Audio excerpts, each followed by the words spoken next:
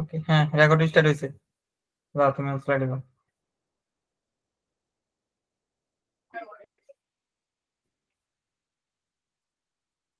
না, আপনি এবার ক্লাসের লিংক শেয়ার করে দেন, আমি তো জয়েন। হুম।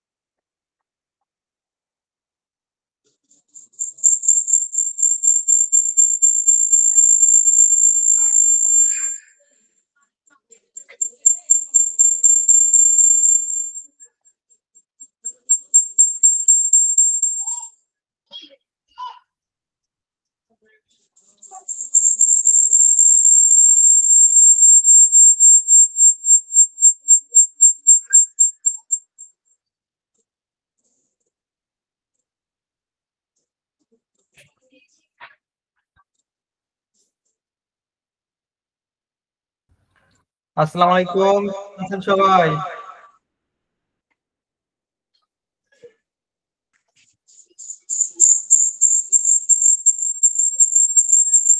তামান্না আক্তার আপু, আপনার ওখান থেকে শব্দ হচ্ছে। আমার এখান থেকে সাউন্ড হচ্ছে না। পার্টিসিপেন্টসদের কেউ একজন আনমিউট করা, তার থেকে ঝিঝি পোকার সাউন্ড আসছে।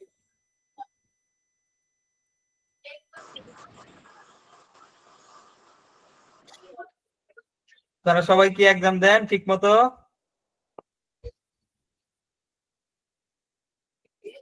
জি ভাইয়া। জি ভাইয়া, এক্সাম দিছি। শুক্রবারের প্রস্তুতি কেমন? এক সময় লাইসেন্সে যারা আছেন, যারা আলহামদুলিল্লাহ, নিচে দোয়া পারবে, করিয়েন। যারা মোটামুটি 60-এর নিচে পাবে 100 মারবে, 100 মার্ক আমাদের 60-এর নিচে পাবে, তাদেরকে পানিশমেন্ট দেওয়া হবে। কি পানিশমেন্ট? আর যারা পোস্ট বেসিক আছেন, আপনারা 50-এর নিচে পাইলে আপনাদেরও পানিশমেন্ট দেওয়া হবে।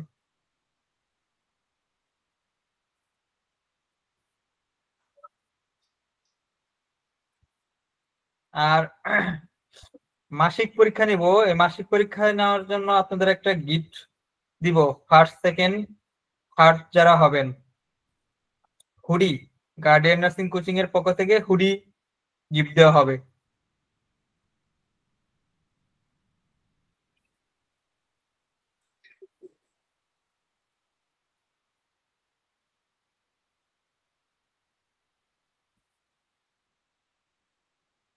আপনাদের 12টা 13টা ক্লাস হয়েছে তাই না?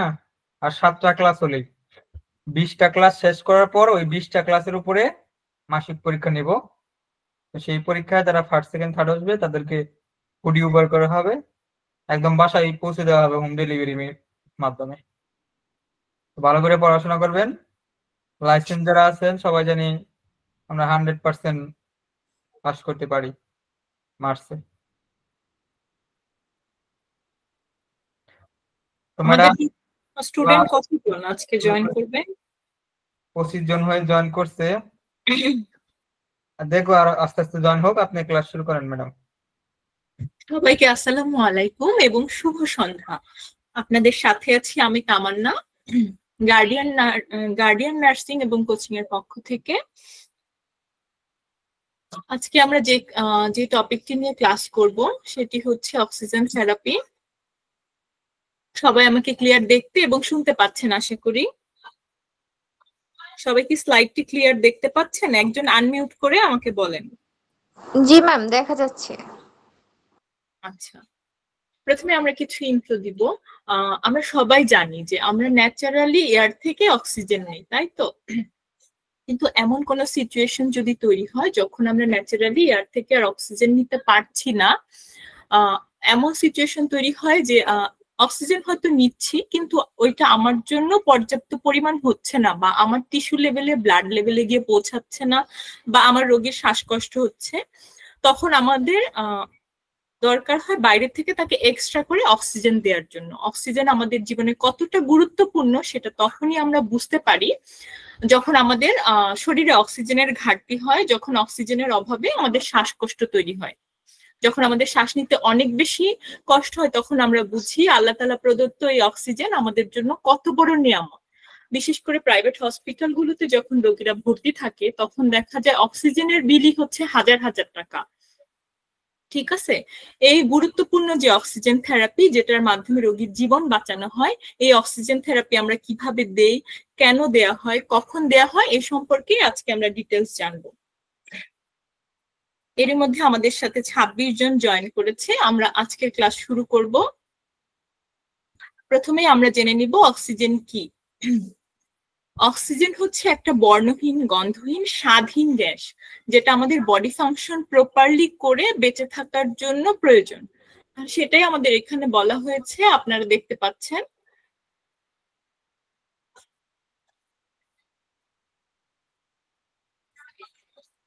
Oxygen is a colorless, odorless, tasteless gas that is essential for our body to function properly and to survive.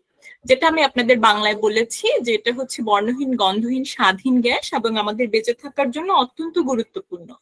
The air that we breathe contain approximately 21% oxygen. এই ইনফরমেশনটা খুবই গুরুত্বপূর্ণ। যারা আমার লাইসেন্স পরীক্ষার্থী আছো এবং যারা আমাদের পোস্ট বেসিকের অ্যাডমিশনের স্টুডেন্ট আছেন তাদের সবার জন্য ইম্পর্টেন্ট যে আমাদের এয়ারে কত পার্সেন্ট অক্সিজেন থাকে। এটি বারবারই প্রশ্নে এসেছিল, আমি দেখেছি আমাদের বিগত বছরের প্রশ্নগুলোতে। সো এটা সবাই মনে রাখার চেষ্টা করবেন। The air we breathe contain approximately 21% oxygen.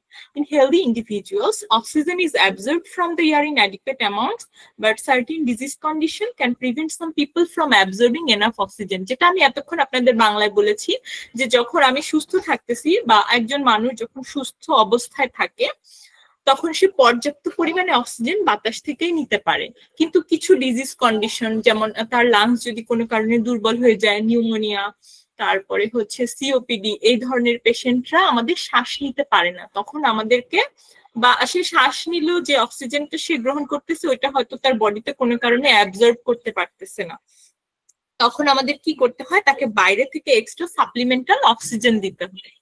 Oxygen therapy is a life saving treatment. এই যে আমরা অক্সিজেন থেরাপি সম্পর্কে পড়বো, এটা আসলে একটা লাইফ সেভিং ট্রিটমেন্ট। আমরা জানি হসপিটালে আমরা কম বেশি সবাই কাজ করেছি যে যখন একটা পেশেন্টের স্যাচুরেশন লেভেল কমে যায় তখন সে ধীরে ধীরে মৃত্যুর দিকে ধাবিত হতে পারে, তার মৃত্যু ঝুঁকি থাকে ওই সময়টাতে। ওই টাইমটাতে আমাদের রোগীর জন্য অক্সিজেন কতটা গুরুত্বপূর্ণ সেটা আমরা সবাই জানি। So as a nurse we must acquire the knowledge and develop the skill to provide oxygen therapy. তো নার্স হিসেবে আমার দায়িত্ব হচ্ছে এই অক্সিজেন সম্পর্কে, অক্সিজেন থেরাপি সম্পর্কে পর্যাপ্ত জ্ঞান অর্জন করে আমাদের রোগীকে অক্সিজেন দেয়া, যেন তার ওই জীবন মরণের যে ঝুঁকি এই সময়টাতে আমরা তাকে অক্সিজেন দিয়ে বাঁচাতে পারি। আপনারা সবাই দেখতে পাচ্ছেন এখানে আমরা একটা গ্যাস সিলিন্ডার দেখতে পাচ্ছি। গ্যাস সিলিন্ডারের কালারটা হচ্ছে গ্রিন, আমাদের কোনো কোনো জায়গায় ব্ল্যাকও থাকে আর উপরের অংশটা হোয়াইট থাকে। তো আমাদের এটা অনেক সময় প্রশ্নে আসে যে হচ্ছে আমাদের অক্সিজেন সিলিন্ডারের কালার কি। তাহলে এটা সবাই কেয়ারফুলি লক্ষ্য করবেন, আমাদের অক্সিজেন সিলিন্ডারের কালার ব্ল্যাক থাকে, হোয়াইট থাকে আর গ্রিন থাকে। অপশনে আমাদের যেটা থাকবে আমরা সেটা অ্যান্সার করবো।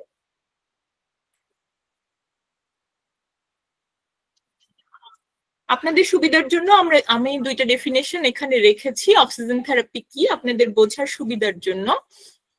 আপনারা চাইলে একটা পড়ে বাকি আরেকটা স্কিপ করতে পারেন। Oxygen therapy refers to the administration of supplemental oxygen as a part of managing illness. আমাদের কোন রোগ থেকে বা রোগীর শ্বাসকষ্ট হচ্ছে এই ধরনের কোন রোগ ম্যানেজ করার জন্য আমরা সাপ্লিমেন্ট হিসেবে যে অক্সিজেন দেই, অক্সিজেন মাস্ক দিয়ে আর্টিফিশিয়ালি যে অক্সিজেন দেই, এই যে দেয়ার এই প্রসিডিউরটা, এটাই হচ্ছে আমাদের অক্সিজেন থেরাপি। ঠিক আছে, second definition টা আমাদের oxygen therapy is a treatment that provide extra oxygen that is essential for cell metabolism. এখানে আমরা একটা নতুন ওয়ার্ড পেয়েছি সেল মেটাবলিজমের জন্য। আমাদের শরীরে যে কোষগুলো রয়েছে সেগুলোর বিপাকীয় কার্য সম্পাদনের জন্য অক্সিজেন থেরাপি একটা ট্রিটমেন্ট হিসেবে দেয়া হয়। অ্যান্ড টিস্যু অক্সিজেনেশন, অনেক সময় আমাদের টিস্যু লেভেলে অক্সিজেন কমে যায়, সেটার ঘাটতি পূরণ করার জন্য এবং নর্মাল ফিজিওলজিক্যাল ফাংশনকে সচল রাখার জন্য আমরা অক্সিজেন থেরাপি দিয়ে থাকি। আশা করি সবাই বুঝতে পেরেছেন। আমরা এখানে দেখতে পাচ্ছি একজন নার্স একটা বাচ্চাকে খুব সুন্দর করে অক্সিজেন দিচ্ছে অক্সিজেন মাস্ক দিয়ে। এই দৃশ্য আমরা সবাই দেখেছি, তাও আরেকবার দেখে নিলাম। এখন আমরা জানবো কোন উদ্দেশ্যে আমরা অক্সিজেন থেরাপি দিব। Supporting vital organ function. আচ্ছা, এখানে আমাদের ভাইটাল অর্গানের ফাংশনকে ঠিক রাখার জন্য, কারণ আমরা জানি যে যখনই আমাদের শরীরে অক্সিজেনের ঘাটতি হবে তখনই আমাদের প্রথমেই ভাইটাল অর্গানগুলো ড্যামেজ হতে থাকে। ভাইটাল অর্গান ড্যামেজ হওয়া মানে এটা তার জন্য অনেক বড় একটা ড্যামেজ। এই ড্যামেজের কারণে রোগীর অনেক বড় ধরনের সমস্যা হয়ে যেতে পারে, রোগী কার্ডিয়াক অ্যারেস্টে চলে যেতে পারে। তারপরে হচ্ছে রোগী শকে চলে যেতে পারে, বিভিন্ন ধরনের সমস্যা হতে পারে, রোগী প্যারালাইজড হয়ে যেতে পারে। এই জন্য আমাদের প্রথমেই মাথায় রাখতে হবে আমাদের ভাইটাল অর্গানকে সাপোর্ট করার জন্য আমরা অক্সিজেন থেরাপি দিয়ে থাকি। এখন আপনারা আমাকে একজন আনমিউট করে বলেন আমাদের ভাইটাল অর্গানগুলো কি কি?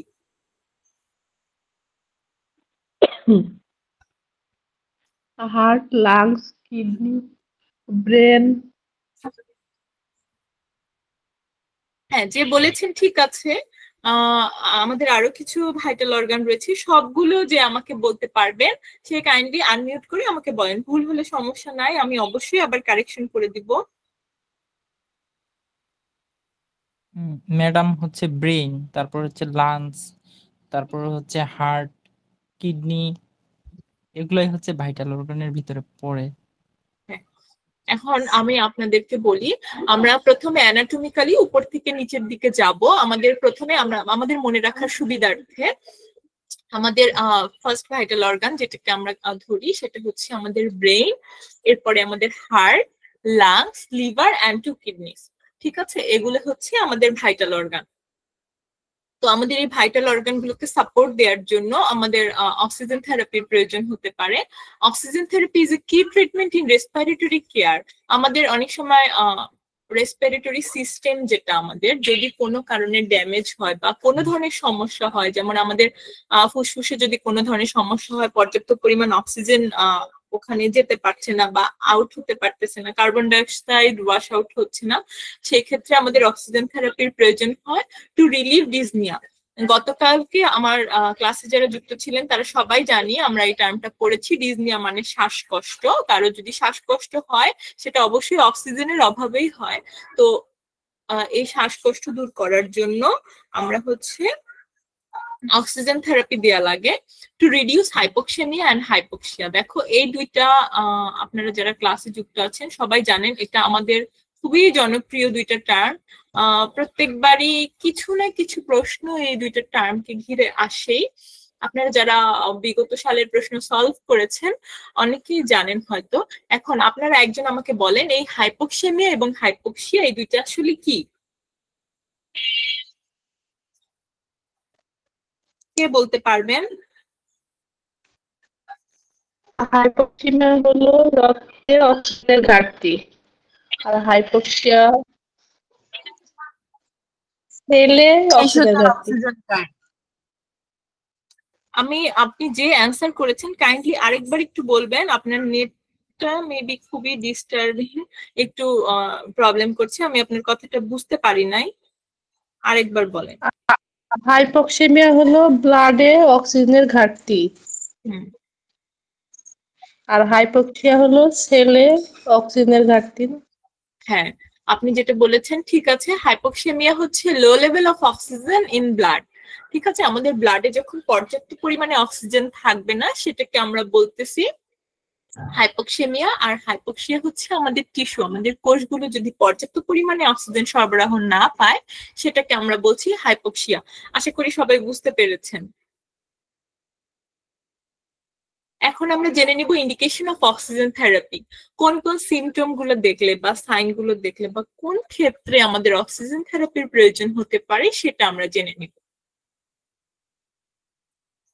আমাদের যদি রেসপিরেটরি কোনো ডিজিজ থাকে, এই যে আমাদের রেসপিরেটরি সিস্টেম আপনারা দেখতে পাচ্ছেন, এই ট্রাকিয়া থেকে শুরু করে লাংস পর্যন্ত, এর মধ্যে যদি কোনো ধরনের সমস্যা থাকে, যেমন অক্সিজেন ডেলিভারি হচ্ছে না, ওর অ্যালভিওলাই পানি আছে, যদি আমরা এটা আলাদা করে পড়বো, অ্যালভিওলাই পানি আছে বা কার্বন ডাইঅক্সাইড ওয়াশ আউট হচ্ছে না, পর্যাপ্ত পরিমাণ স্যাচুরেশন মেনটেন করা সম্ভব হচ্ছে না, এই ধরনের রেসপিরেটরি যে ডিজিজ গুলো আছে, এই রেসপিরেটরি ডিজিজে আমাদের অক্সিজেন থেরাপি দেওয়ার প্রয়োজন হয়। পালমোনারি ইডেমা, পালমোনারি ইডেমা হচ্ছে আমাদের লাংসে পানি জমে যাওয়া। হ্যাঁ, আপনারা দেখেছেন কিনা আমি জানি না, যখন লাংসে পানি জমে যায় রোগীর প্রচন্ড রকম শ্বাসকষ্ট হয়, সেই রোগীকে মানে 2 মিনিটও রাখা সম্ভব হয় না, রোগী একদম ঘুমাতেই পারে না, তাকে সব সময় 90 ডিগ্রি অ্যাঙ্গেলে তাকে বসে থাকতে হচ্ছে। এটা আপনার বলে দিতে হবে না, রোগী নিজেই বুঝতে পারে যে সে কোনোভাবেই শুইতে পারতেছে না, তার খুব বেশি শ্বাসকষ্ট শুরু হয়ে যায়, কারণ তার লাংসে অনেক বেশি পানি,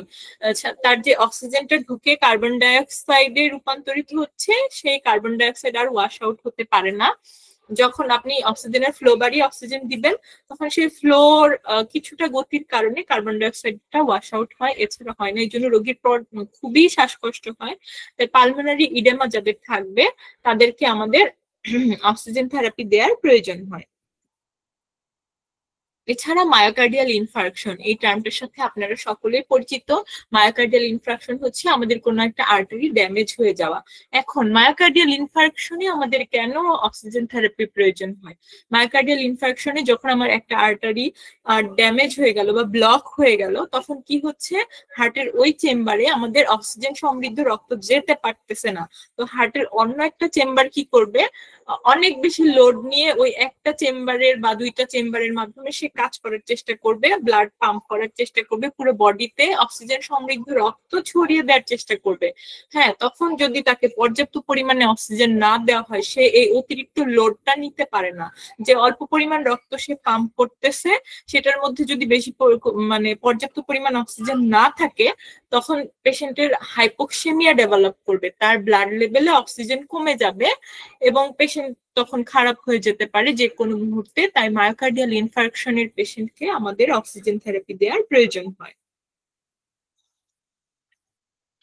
এরপরে দেখতে পাচ্ছেন সায়ানোসিস। সায়ানোসিস কি আমরা সবাই জানি, আমাদের যখন অক্সিজেনের ঘাটতি দেখা দেয় টিস্যু লেভেলে বা ব্লাডে হাইপোক্সেমিয়া বা হাইপোক্সিয়া এই ধরনের সমস্যা হয়, তখন এই যে হাতগুলো, আমাদের পেরিফেরি যে অর্গান গুলো আছে, হাত পা বা এই অর্গান গুলো নীল হয়ে যায়। ঠিক আছে, এক্ষেত্রে আমরা তো বুঝতেই পারছি পেশেন্টের আমাদের অক্সিজেন বা স্যাচুরেশন কমে যাচ্ছে, তার বডিতে অক্সিজেনের ঘাটতি দেখা দিচ্ছে, সেই ক্ষেত্রে আমরা পেশেন্টকে অক্সিজেন দিব। এরপরে দেখতে পাচ্ছেন শকের পেশেন্ট। শকের পেশেন্টের ক্ষেত্রে কি হয়, ম্যাক্সিমাম ক্ষেত্রে পেশেন্টের ব্লাড প্রেশার কমে যায়। ব্লাড প্রেশার কমে যাওয়ার কারণে আমরা কি জানি, ব্লাডের মাধ্যমে হিমোগ্লোবিন কি করে, অক্সিজেনটাকে ব্লাডের মধ্যে নিয়ে যায়। হ্যাঁ, হিমোগ্লোবিন অক্সিজেনের সাথে বাইন্ড করে পুরো বডিতে হচ্ছে অক্সিজেনটাকে নিয়ে যায়, অক্সিজেন ক্যারি করে। কিন্তু যখন ব্লাড প্রেশার কমে যাবে, পুরো বডিতে আমার অক্সিজেন যেতে পারছে না, যেহেতু তার ব্লাড প্রেশার কম, সেই ক্ষেত্রে আমাদের পেশেন্টকে অক্সিজেন থেরাপি দিতে হবে। আফটার সিভিয়ার হেমোরেজ, যদি কোনো পেশেন্টের অনেক বেশি ব্লিডিং হয়, সেম শকের ক্ষেত্রে যেটা বললাম, যে হচ্ছে তার তখন হিমোগ্লোবিন কমে যাবে।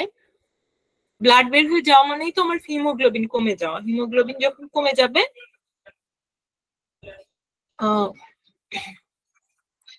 হিমোগ্লোবিন কমে গেলে পর্যাপ্ত অক্সিজেন বডি সরবরাহ পাবে না, তখন তার শ্বাসকষ্ট শুরু হবে। তাই সিভিয়ার হেমোরেজ যখন হবে, অনেক বেশি ব্লাড লস হবে, তখন আমাদের রোগীকে অক্সিজেন দেওয়ার প্রয়োজন হয়।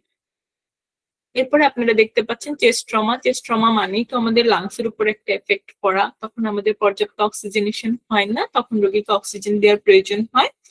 পেশেন্ট আন্ডার অ্যানেস্থেসিয়া, সবাই জানেন অ্যানেস্থেসিয়া পেশেন্টকে আমরা কি করি, তখন পেশেন্টের আসলে নিজে নিজে শ্বাস নেওয়ার ক্যাপাবিলিটিটা কমে যায়। এখানে আসলে আমরা অ্যানেস্থেসিয়া বলতে এই জায়গায় আমরা ছবিতেও দেখতে পাচ্ছি, আমরা জেনারেল অ্যানেস্থেসিয়াকেই বোঝানো হচ্ছে, যেখানে রোগী ভেন্টিলেটরে থাকে, মানে পুরো মেশিন তাকে সাপোর্ট দিচ্ছে, মেশিনের মাধ্যমেই রোগী শ্বাস নিচ্ছে এবং শ্বাস ছাড়তেছে। হ্যাঁ, মেশিনে একটা টাইম সেট করা থাকে, সেই টাইম অনুযায়ী তাকে শ্বাস দেওয়া হচ্ছে আবার বের করে নেওয়া হচ্ছে। এই সময় তো রোগী নিজে নিজে শ্বাস নিচ্ছে না। হ্যাঁ, আর তখন আমরা তাকে একটা মাস্ক পরায় রাখি ভেন্টিলেটরে, যেহেতু সে কানেক্টেড থাকে। এই সময় আমাদের তাকে অবশ্যই অক্সিজেন দিতে হবে। এছাড়া নিউমোনিয়া আমরা জানি আমাদের লাং এফেক্টেড হয়, সেক্ষেত্রে পর্যাপ্ত স্যাচুরেশন মেনটেন করা সম্ভব হয় না, তাই এই ধরনের পেশেন্টকে আমাদের অক্সিজেন থেরাপি দেওয়ার প্রয়োজন হয়। স্লিপ অ্যাপনিয়া কি এটা আপনারা জানেন? কেউ যদি জানেন আমাকে বলেন, আমি এরপরে বলে দিচ্ছি। স্লিপ অ্যাপনিয়া কি, কারো ধারণা আছে? ঘুমের মধ্যে নিঃশ্বাস কয়েক সেকেন্ডের জন্য আটকে থাকা।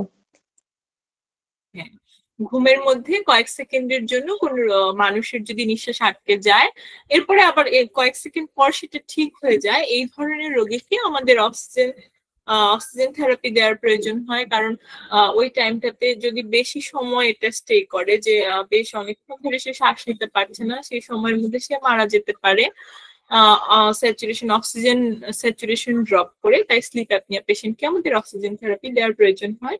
এছাড়া অ্যানিমিয়ার ক্ষেত্রে সেম, আমাদের ব্লাড কমে যাচ্ছে, হিমোগ্লোবিন কম, অক্সিজেন ক্যারি করতে পারতেছে না, তাই আমাদের অক্সিজেন দেওয়া লাগবে।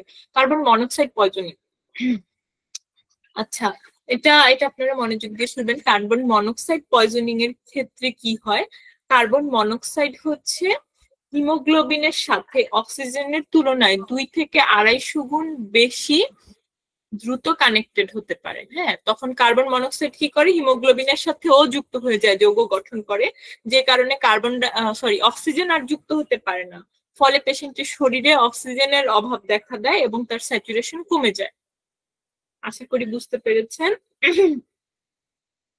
এছাড়া ব্রঙ্কিয়াল অ্যাজমা পেশেন্টের আমরা জানি শ্বাসকষ্ট হয়, তাই তাকে আমাদের অক্সিজেন দিতে হয়। পেশেন্ট হ্যাভিং লেবার্ড ব্রিদিং, এটা আমরা জানি। লেবার্ড ব্রিদিং মানে হচ্ছে ইরেগুলার রিদমে, মানে সে খুব কষ্ট করে শ্বাস নিচ্ছে এবং ছাড়তেছে, এই ধরনের পেশেন্টকে আমাদের অক্সিজেন থেরাপি দেওয়ার প্রয়োজন হয়।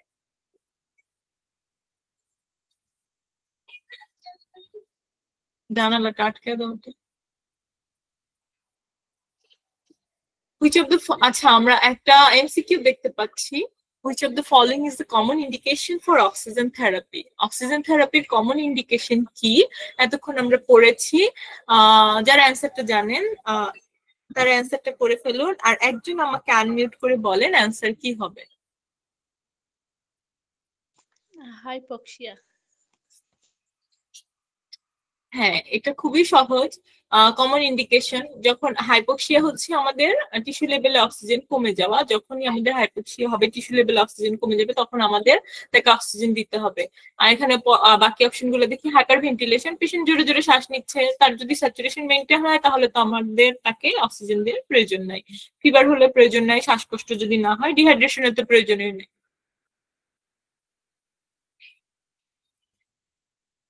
আমরা দেখব কোন কোন ফ্যাক্টর গুলো আমাদের অক্সিজেনেশনে এফেক্ট করে। ঠিক আছে, there are mainly 4 factors that affect oxygenation. 4 factor গুলো কি কি আপনারা মেইনলি হেডিংটা মনে রাখবেন, যেহেতু আমাদের প্রশ্নটা মেইনলি এমসিকিউ বেসডই হচ্ছে, তাই এটার খুব ডিটেলস গুলো আমাদের যদিও দরকার নেই, তবুও আমরা জেনে নিব। কিন্তু আপনারা এই চারটা খুব ভালো করে মনে রাখবেন যে কোন 4টা ফ্যাক্টর আমাদের অক্সিজেনেশনকে এফেক্ট করতেছে। সেটা হচ্ছে physiological factor, developmental factor, lifestyle factor and environmental factor. এই ফ্যাক্টর গুলোর মধ্যে কি কি আছে সেটা আমরা জেনে নিব। ফিজিওলজিক্যাল ফ্যাক্টর, কার্ডিওমায়োপ্যাথি, কারো যদি হার্ট মাসেল দুর্বল হয়ে যায় সেটাকে আমরা বলতেছি কার্ডিওমায়োপ্যাথি। তখন তার অক্সিজেনেশনে এফেক্ট হবে, পর্যাপ্ত পরিমাণ অক্সিজেন সে নিতে পারবে না। কনজেনিটাল হার্ট ডিজিজ যদি কারো থাকে, এছাড়া রেসপিরেটরি ডিসঅর্ডার যেমন COPD, asthma, decrease oxygen carrying capacity, কারো যদি অক্সিজেন ক্যারি করার ক্যাপাসিটি কমে যায় যেমন anaemia, hypoxia, decrease inspired oxygen concentration. Inspired oxygen মানে অক্সিজেন যে গ্রহণ করতেছে সেটার পরিমাণ যদি কমে যায়, যেমন আমরা যখন হাই অল্টিটিউড হচ্ছে অনেক উচ্চতায় যখন উঠি সেখানে আমাদের স্বাভাবিকভাবে অক্সিজেন কনসেন্ট্রেশন কম থাকে। এছাড়া হচ্ছে হাইপোভলিমিয়া, আর মধ্যে আছে ডিহাইড্রেশন, হেমোরেজ, ডিক্রিজ চেস্ট ওয়াল মুভমেন্ট। কারো চেস্ট ওয়াল যদি কোনো ডিজিজের কারণে বা কোনো কারণে বা ইনজুরির কারণে মুভমেন্ট করতে না পারে তখন সেটা তার অক্সিজেনেশনে এফেক্ট করবে। এই ছিল আমাদের ফিজিওলজিক্যাল ফ্যাক্টর গুলো। দেখে নিব developmental factors, infant and toddlers, school age children and adolescent, young and middle age adult and older adults. এগুলো হচ্ছে আমাদের ডেভেলপমেন্টাল ফ্যাক্টর। এরপরে আমরা লাইফস্টাইল ফ্যাক্টর দেখে নিব। লাইফস্টাইল ফ্যাক্টরের মধ্যে হচ্ছে স্মোকিং। স্মোকিং করে আমরা যখন অনেক বেশি এয়ার পলিউশন করতেছি তখন আমরা এয়ারে অক্সিজেনের পরিমাণটা কমই পাচ্ছি, হ্যাঁ, আমাদের বায়ুটা দূষিত হয়ে যাচ্ছে। এছাড়া এটা আমাদের লাংকে ড্যামেজ করে দিচ্ছে, এই জন্য অনেক সময় অনেক দিন স্মোকিং করার ফলে তখন তার অক্সিজেনেশনে ব্যাঘাত ঘটতে পারে, ঠিক আছে। সাবস্টেন্স অ্যাবিউজ, এই যে আমরা অ্যালকোহল বা আদার্স কোনো ড্রাগস যদি নিই সেক্ষেত্রে আমাদের যে রেসপিরেটরি অর্গান গুলো সেগুলো ড্যামেজ হয়ে যেতে পারে, যেটা আমাদের অক্সিজেনেশনে এফেক্ট করবে। এছাড়া যখন আমরা এক্সারসাইজ করি, খুব যখন অনেক সময় আমরা শ্বাস ধরে রেখে কিছু এক্সারসাইজ করি, বিভিন্ন ধরনের এক্সারসাইজ আছে, দৌড়ানোর সময় অনেক সময় একটানা শ্বাস নিয়ে আমরা দৌড়াচ্ছি, তখন সেটা আমাদের অক্সিজেনেশনে এফেক্ট করবে। অনেক সময় স্ট্রেসে থাকলে প্রপার অক্সিজেনেশন হয় না, যেমন আমরা দেখেছি যারা আমরা কেউ যদি অনেক বেশি দুশ্চিন্তা করে, অনেক বেশি স্ট্রেসের মধ্যে থাকে তখন তার শ্বাসকষ্ট শুরু হয়ে যায়।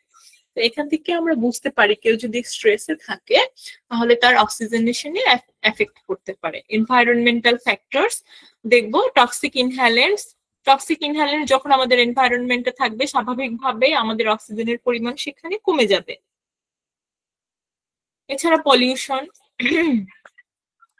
এখন এই প্যারামিটার গুলো আমরা জেনে নিব, যেটা খুবই খুবই গুরুত্বপূর্ণ। আমরা আপনাদেরকে স্লাইডটা অবশ্যই প্রোভাইড করবো, আপনারা পেজে মেসেজ করলে স্লাইডটা পেয়ে যাবেন। তাও এটা আপনারা চাইলে লিখে রাখতে পারেন বা স্ক্রিনশট নিয়ে রাখতে পারেন। এখান থেকে বারবার প্রশ্ন এসেছে, এটা আপনাদের জানা খুবই প্রয়োজন। কোনো না কোনো প্যারামিটার, কোনো আমাদের একটা এমসিকিউ হলেও প্রত্যেকবার আসে, সো সবাই এটা ভালো করে মনে রাখার চেষ্টা করবেন। এই যে আমরা এখানে দেখতে পাচ্ছি আমরা যে অক্সিজেন থেরাপি দিব, হ্যাঁ, অক্সিজেন আমরা কখন দিব, অক্সিজেন লেভেল কত থাকলে দিব, হ্যাঁ, স্যাচুরেশন কত থাকলে আমরা অক্সিজেন দিব, এটা জানার জন্য মেইনলি আমরা এবিজি করে থাকি। এবিজিটা কি? এবিজি হচ্ছে আর্টারিয়াল ব্লাড গ্যাস, ঠিক আছে। এটা আপনারা স্টুডেন্ট অবস্থায় বা যারা জব করেন সবাই জানি যে আমরা আর্টারি থেকে প্রিক করে যে ব্লাডটা কালেক্ট করি, অক্সিজেন সমৃদ্ধ ব্লাড, সেই ব্লাডটা নিয়ে আমরা এবিজি করে থাকি। এবিজি করে আমরা কি কি পাই? পার্শিয়াল প্রেসার অফ অক্সিজেন, আমাদের ব্লাডে অক্সিজেনের পরিমাণ কতটুকু থাকে সেটা আমরা বের করতে পারি, মানে ওই রিপোর্ট থেকে।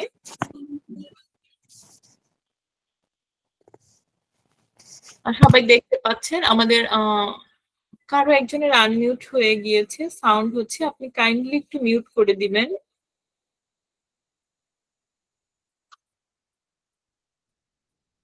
দেখতে পাচ্ছি আমাদের ব্লাডে অক্সিজেনের নর্মাল অক্সিজেনের লেভেল হচ্ছে 80 to 100 millimetre of mercury, carbon dioxide হচ্ছে 35 to 45 millimetre of mercury, pH যেটা বারবার পরীক্ষায় আসে 7.35 থেকে 7.45, বাইকার্বনেট লেভেল 22 to 26।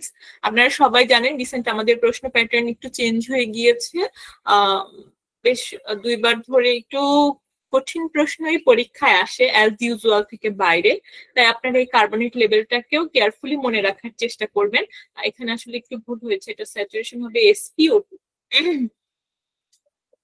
এটা SO2 না, এটা SpO2। সবাই জানি আমরা স্যাচুরেশন SpO2 দিয়ে আমরা বুঝাই 95 এর বেশি, এটা হচ্ছে নরমাল 95 থেকে 100, এটা হচ্ছে আমাদের নরমাল স্যাচুরেশন লেভেল। আচ্ছা, আমরা দেখে নিলাম এবিজি থেকে আমরা কি কি পাবো, নরমাল লেভেল গুলো।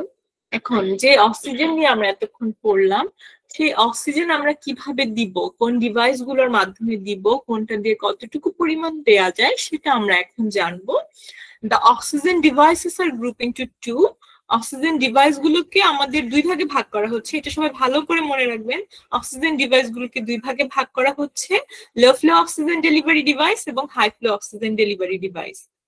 আমরা এখন আলাদা আলাদা করে জেনে নিব কোনগুলো আমাদের লো ফ্লো অক্সিজেন ডেলিভারি সিস্টেমের মধ্যে পড়ে আর কোনগুলো হাই ফ্লো অক্সিজেন ডেলিভারি সিস্টেমের মধ্যে পড়ে। সেই ডিভাইস গুলো আমরা দেখে নিব।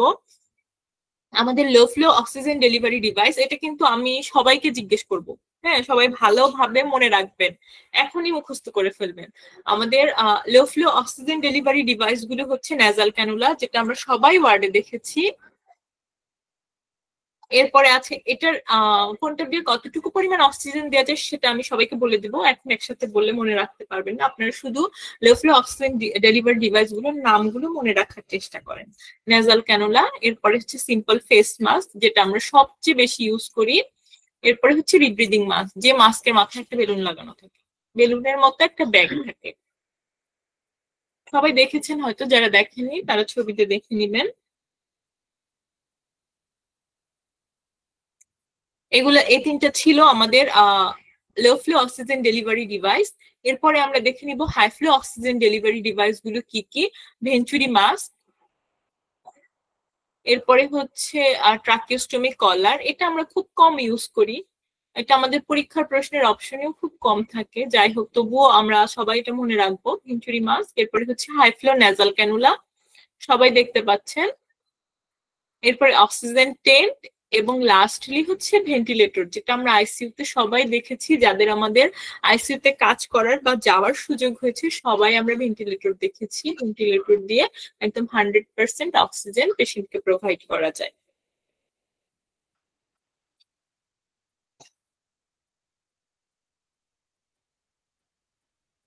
আশা করি সবাই বুঝতে পেরেছেন। আমি দেখতে পাচ্ছি আমাদের সাথে যুক্ত আছে সাইমা। সাইমা, আপনি আমাকে বলেন আমাদের low flow oxygen delivery device গুলোর নাম। সাইমা, আপনি কি আমাকে শুনতে পাচ্ছেন? জি আপু শুনতে পারতেছি। জি, আপনি আমাকে বলেন আমাদের low flow oxygen delivery device যে তিনটা ডিভাইসের নাম আমরা বলেছি সেই তিনটার নাম বলেন।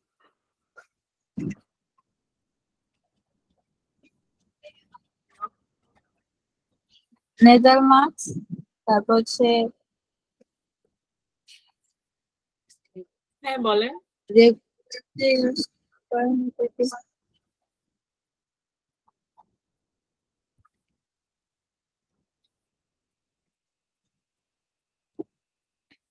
সাইমা, আরো দুইটা ডিভাইস আছে, সেগুলো আমরা আপনার কাছে শুনতে চাচ্ছি, আপনি কি বলতে পারবেন?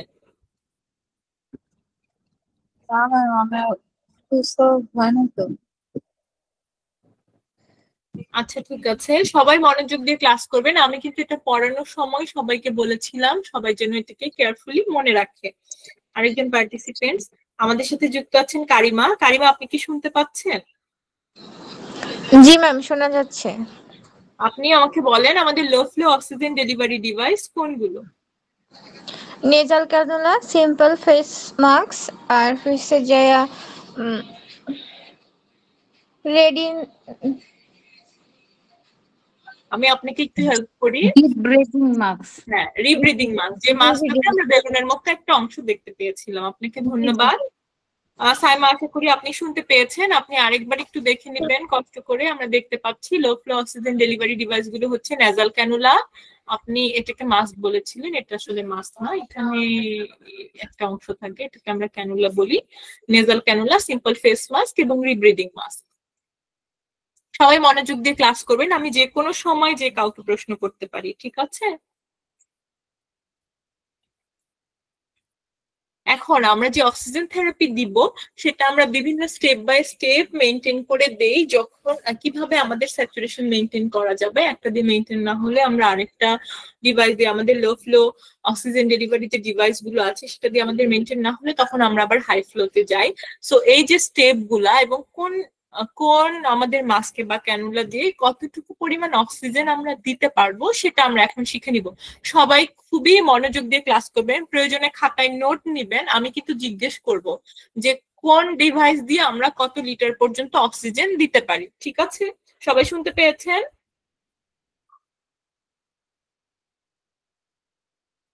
আচ্ছা, প্রথমে আমরা কি করব? Always start with the nasal cannula which can provide up to 5 litres of oxygen. প্রথমে আমাদের যখন দেখবো আমাদের পেশেন্টের স্যাচুরেশন কমে গিয়েছে, 95 এর নিচে চলে গিয়েছে, তখন আমরা কি করব? বুঝতে পারবো যে আমার পেশেন্টের তখন অক্সিজেন প্রয়োজন বা অক্সিজেন থেরাপি প্রয়োজন। তখন অ্যাজ এ নার্স আমার দায়িত্ব হচ্ছে একটা নেজাল ক্যানুলা দিয়ে তাকে অক্সিজেন থেরাপি শুরু করা। সবাই দেখতে পাচ্ছেন নেজাল ক্যানুলা একটা পাইপের মতো অংশে তার নাকের মধ্যে দিয়ে আমরা অক্সিজেন থেরাপি শুরু করব। নেজাল ক্যানুলাতে এখানে লেখা আছে 5 লিটার পর্যন্ত অক্সিজেন দেয়া যায়, মানে 1 থেকে 5। কিন্তু অনেক সময় আমাদের অপশনে থাকে 1 থেকে 6। যদি 1 থেকে 5 বা 1 থেকে 6 যাই থাকুক সেটাই ট্রু হবে। আপনারা কি বুঝতে পেরেছেন? নেজাল ক্যানুলা দিয়ে আমরা 1 থেকে 5 লিটার পর্যন্ত অক্সিজেন দিতে পারি এবং আমরা শুরুতেই নেজাল ক্যানুলা দিয়ে অক্সিজেন থেরাপি দেওয়া শুরু করব।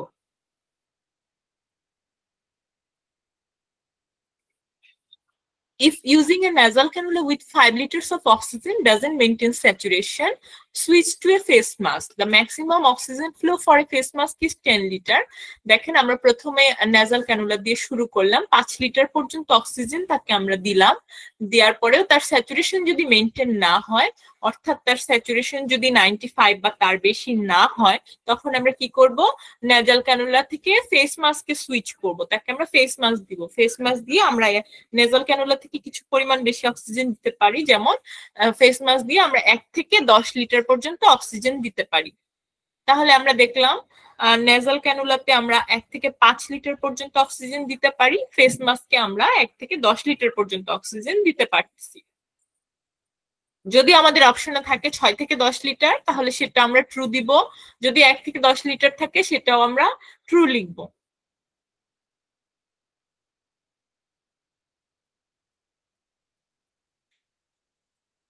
If saturation doesn't maintain with the face mask, যদি face mask দিয়ে maintain না হয়, use high mask or rebreathing mask.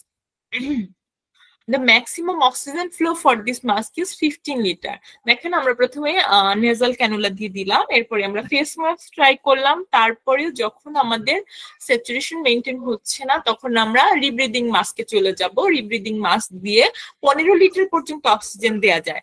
যদি আপনার অপশনে থাকে রিব্রিদিং মাস্ক দিয়ে কত লিটার পর্যন্ত অক্সিজেন দেয়া যায়, 1 থেকে 15 যদি থাকে সেটাও ট্রু হবে, যদি 11 থেকে 15 থাকে বা 10 থেকে 15 থাকে সেটাও ট্রু হবে। আশা করি সবাই বুঝতে পেরেছেন।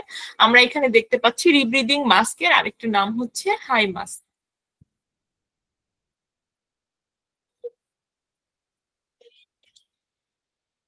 If saturation still doesn't maintain at 15 liters, যদি 15 লিটারেও তার স্যাচুরেশন মেইনটেইন না হয়, use both high mask and nasal cannula.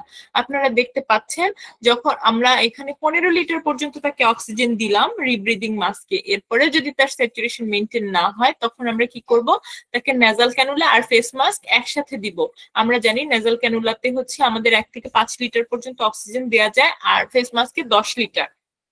তাহলে এখানে আমার 10 লিটার আর এখানে হচ্ছে 5 লিটার, ঠিক আছে? টোটাল 15 লিটার একসাথে ফ্লো দিয়ে, অনেক সময় ফ্লো বাড়লে স্যাচুরেশন বেড়ে যায়, চেষ্টা করব তার অক্সিজেন স্যাচুরেশন বাড়ানোর জন্য, ঠিক আছে? একসাথে আমরা এটা ইউজ করব, নেজাল ক্যানুলা এবং ফেস মাস্ক। আপু রিব্রিদিং মাস্কটা হচ্ছে 15 লিটার দেওয়া যায়, তাহলে এটা আবার দিব কেন? এই যে বললাম ওখানে তোমার ফ্লোটা হচ্ছে স্লো যাচ্ছে, হ্যাঁ আমরা এখানে ফ্লো দিয়ে মেনটেন করব। অক্সিজেন থেকে যে আমার বাতাসটা আসতেছে এখানে একসাথে আমরা 2টা বাতাস পাচ্ছি, ঠিক আছে? ওই জায়গায় আমরা একসাথে 15 লিটার পাচ্ছি কিন্তু বাতাসের ফ্লোটা কম। এই জায়গায় আমরা যখন 2টা মাস্ক একসাথে লাগাবো তখন বাতাসের ফ্লোটা বেশি থাকবে, সেই ক্ষেত্রে আমাদের স্যাচুরেশন অনেক সময় 2টা মাস্ক দিয়ে মেনটেন হয়, এই জন্য আমরা 2টা একসাথে দিব। বুঝতে পেরেছো? জি। If saturation remains low, consider using high flow nasal cannula providing up to 80 liters of oxygen. দেখো তোমরা হাই ফ্লো nasal cannula দেখতে পাচ্ছ, 2টা মাস্ক ইউজ করার পরেও যদি তার স্যাচুরেশন মেইনটেইন না হয় আমরা high flow nasal cannula use করব। High flow nasal cannula 80 litre পর্যন্ত অক্সিজেন দেয়া যায়।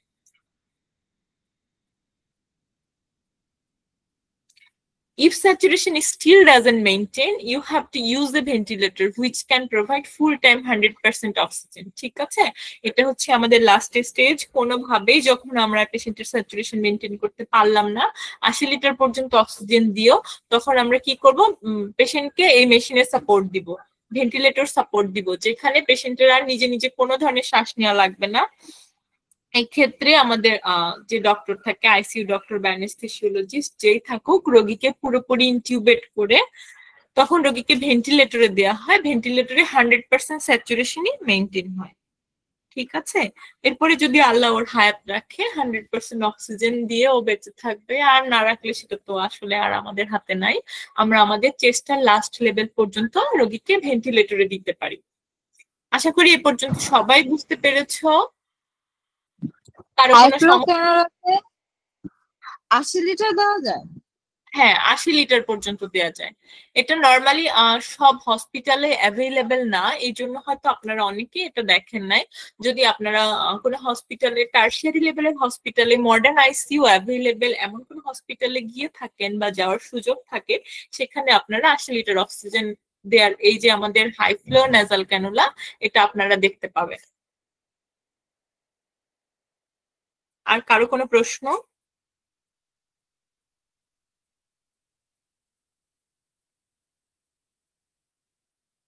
ম্যাডাম আমার একটু কথা ছিল, বলবো? হ্যাঁ বলেন। আচ্ছা, ওই যে হাই ফ্লো হচ্ছে নাজাল কেনুলা যেটা বললেন ম্যাডাম, ওইটা তো হচ্ছে একটা কেনুলা, কিন্তু আমি আইসিইউ তে কাজ করছি তো ওইটা হচ্ছে একটা মেবি হচ্ছে ডিভাইসের মতো, মানে প্রোটোকল হচ্ছে ভেন্টিলেটর মেশিনের মতো, মানে ভেন্টিলেটর মেশিন আমরা যেমন করে সেট আপ করি ওরকম করেই করতে হয়, শুধু ওইটা ওই অক্সিজেন ফ্লো মিটার যেমন করে সেট করতে হয় না ভেন্টিলেটর মেশিনের, ওরকম করেই, ওই জন্যই ওইটাতে 80 লিটার অক্সিজেন যায়। হ্যাঁ আর সেটাই ওইটাতে বললাম, কিন্তু এটা নরমালি অ্যাভেলেবেল থাকে না বা অনেক জায়গায় জি রাখে না, জি যেহেতু ম্যাডাম, আর আমাদের। ওইটা হচ্ছে কস্টলি, অনেক অনেক পেশেন্টই হচ্ছে হ্যাঁ, মানে ক্যারি করে, ওইটা অনেক তো কস্টলি। এটা হচ্ছে আমি যখন সিএমএইচ এ কাজ করা অবস্থায় দেখছি, শুধুমাত্র আমাদের যেগুলা ভিভিআইপি পেশেন্ট থাকে তাদেরকে যখন ইনকিউবেট করতে চাচ্ছে না রোগীটাকে বা তাকে পুরোপুরি ভেন্টিলেটরে দিতে চাচ্ছে না, তখন তারা এই হাই ফ্লো নেজাল ক্যানুলাটা ইউজ করে। মেইনলি এটা ভেন্টিলেটরের সাথেই কানেক্টেড থাকে, কিন্তু যেহেতু এটা কস্টলি আর এটার অল্টারনেটিভ হিসেবে আমি রোগীকে ভেন্টিলেটরে দিয়েই দিতে পারতেছি, সেক্ষেত্রে এটা আর ইউজ করে না। কিন্তু যখন আমাদের ভিভিআইপি পেশেন্ট থাকে, কোনো প্রাইম মিনিস্টারের আত্মীয় স্বজন বা রিসেন্ট এজে যারা নতুন উপদেষ্টা হয়েছে, তারা অনেকেই এখন ট্রিটমেন্টের জন্য আসে, তো এই ধরনের পেশেন্টের ক্ষেত্রে তখন আমরা high flow nasal cannula use করি। যেহেতু আমাদের নর্মালি আমরা কিন্তু কেউই চাই না যে আমার একটা পেশেন্টকে ভেন্টিলেটরে দেওয়া হোক, তাকে ইনটিউবেট করা হোক, তাই না? সেক্ষেত্রে আমরা high flow nasal cannula use করি। আশা করি আপনার কনফিউশন ক্লিয়ার হয়েছে। আর কারো কোনো প্রশ্ন আছে?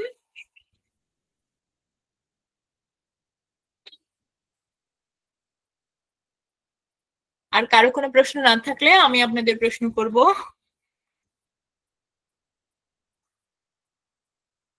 আপনারা যারা এতক্ষণ ক্লাসে যুক্ত ছিলেন, আশা করি অনেকেই মনোযোগ দিয়ে আমার ক্লাসটি করেছেন।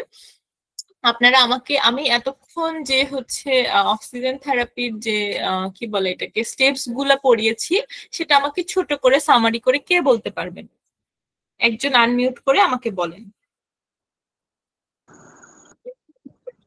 আমি বলি। হ্যাঁ বলো।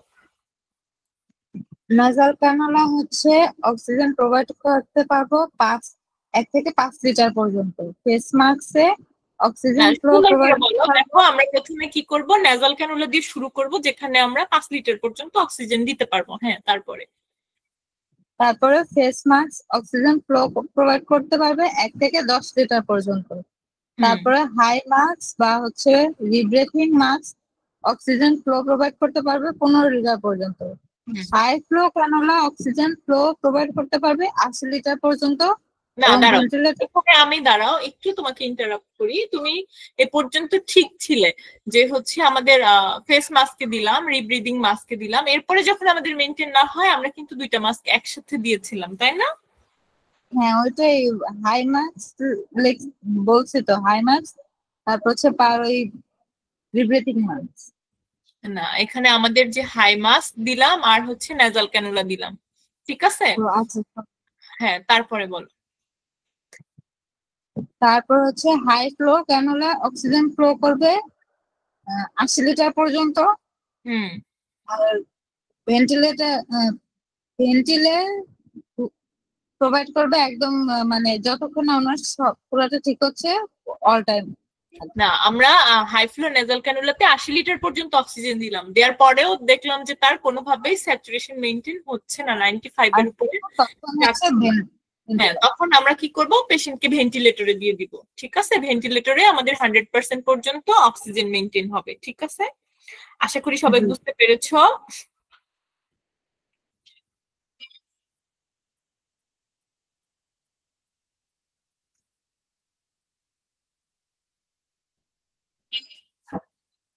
আমি একজনকে দেখতে পাচ্ছি, রেক্সোনা। আর রেক্সোনা, আপনি আমাকে বলেন যে হচ্ছে রিব্রিদিং মাস্কে আমরা কত লিটার পর্যন্ত অক্সিজেন দিতে পারবো। রেক্সোনা, আপনি কি আমাকে শুনতে পাচ্ছেন? জি ম্যাডাম। জি, আপনি আমাকে বলেন রিব্রিদিং মাস্কে আমরা কত লিটার পর্যন্ত অক্সিজেন দিতে পারবো। 1 থেকে 15 লিটার।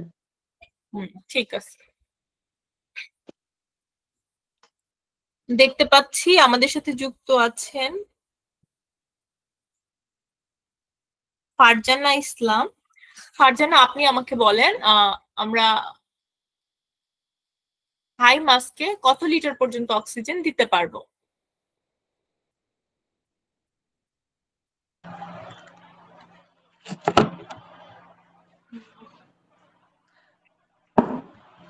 হাই ম্যাক্সিমাম 1 থেকে 15 লিটার। হ্যাঁ, হাই মাস্কে আমরা 1 থেকে 15 লিটার পর্যন্ত দিতে পারবো, এই যে এখানে আমরা পড়েছিলাম। ঠিক আছে, আপনাদেরকে ধন্যবাদ। এখন আমরা চলে যাচ্ছি একটা এমসিকিউ প্রশ্নে। দেখতে পাচ্ছি what is the normal flow rate of nasal cannula. আশা করি সবাই অ্যান্সার করতে পারবেন, সবাই দ্রুত অ্যান্সার করেন।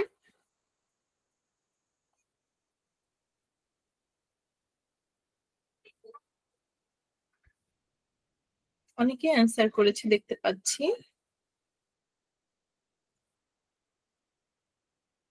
আফরিন, আপনি আমাকে বলেন অ্যান্সার কি হবে। আপনি কি আমাকে শুনতে পাচ্ছেন? জি ম্যাম, 1 থেকে 6 লিটার হবে। হ্যাঁ, ঠিক আছে। এটা আমি বলেছিলাম যে আমাদের যদি আমরা জানি 1 থেকে 5 লিটার, কিন্তু আমাদের যদি অপশনে থাকে 1 থেকে 6 লিটার, সেক্ষেত্রে আমরা 1 থেকে 6 লিটারই অ্যান্সার করব। ধন্যবাদ আপনাকে। চলে যাচ্ছি আমাদের পরবর্তী প্রশ্নে। which devices can deliver high concentration oxygen? এখানে কিন্তু প্রশ্নটা আগে আমাদের বুঝতে হবে which devices can deliver, তার মানে এখানে মাল্টিপল অপশন ট্রু হবে। ট্রু অ্যান্সার গুলো কি হবে আপনারা আমাকে লিখে জানান, আমি এরপর একজনকে জিজ্ঞেস করব।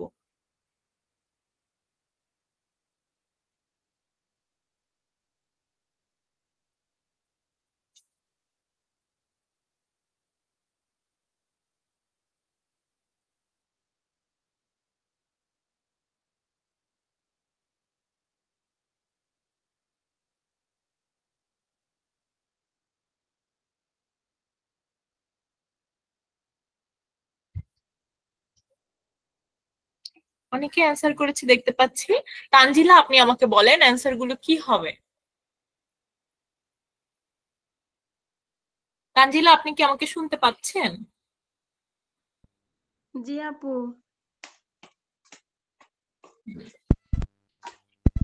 তুমি আমাকে বলো আমাদের অ্যান্সার কি হবে। এটা আমাদের মাল্টিপল অ্যান্সার দিতে হবে। কোনগুলো? ব্রেথার মাস্ক, ভেঞ্চুরি মাস্ক।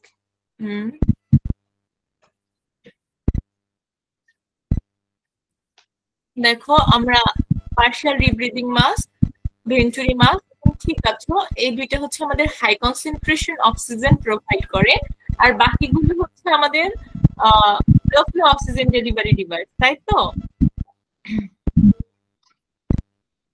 এখন কথা হচ্ছে তাহলে আমাদের এই নন রিব্রিদার মাস্কটা কি? এই নন রিব্রিদার মাস্কটাও একটা আমাদের হাই ফ্লো অক্সিজেন ডেলিভারি ডিভাইসের মধ্যে পড়ে, যেটা আমাদের স্লাইডে ছিল না, কিন্তু এটা আমাদের সবাইকে জানতে হবে যে আমরা high flow oxygen delivery device যেগুলো করছি তার মধ্যে নন রিব্রিদিং মাস্কও ইনক্লুডেড। তার মানে আমাদের সঠিক উত্তর হবে বি, সি, ডি।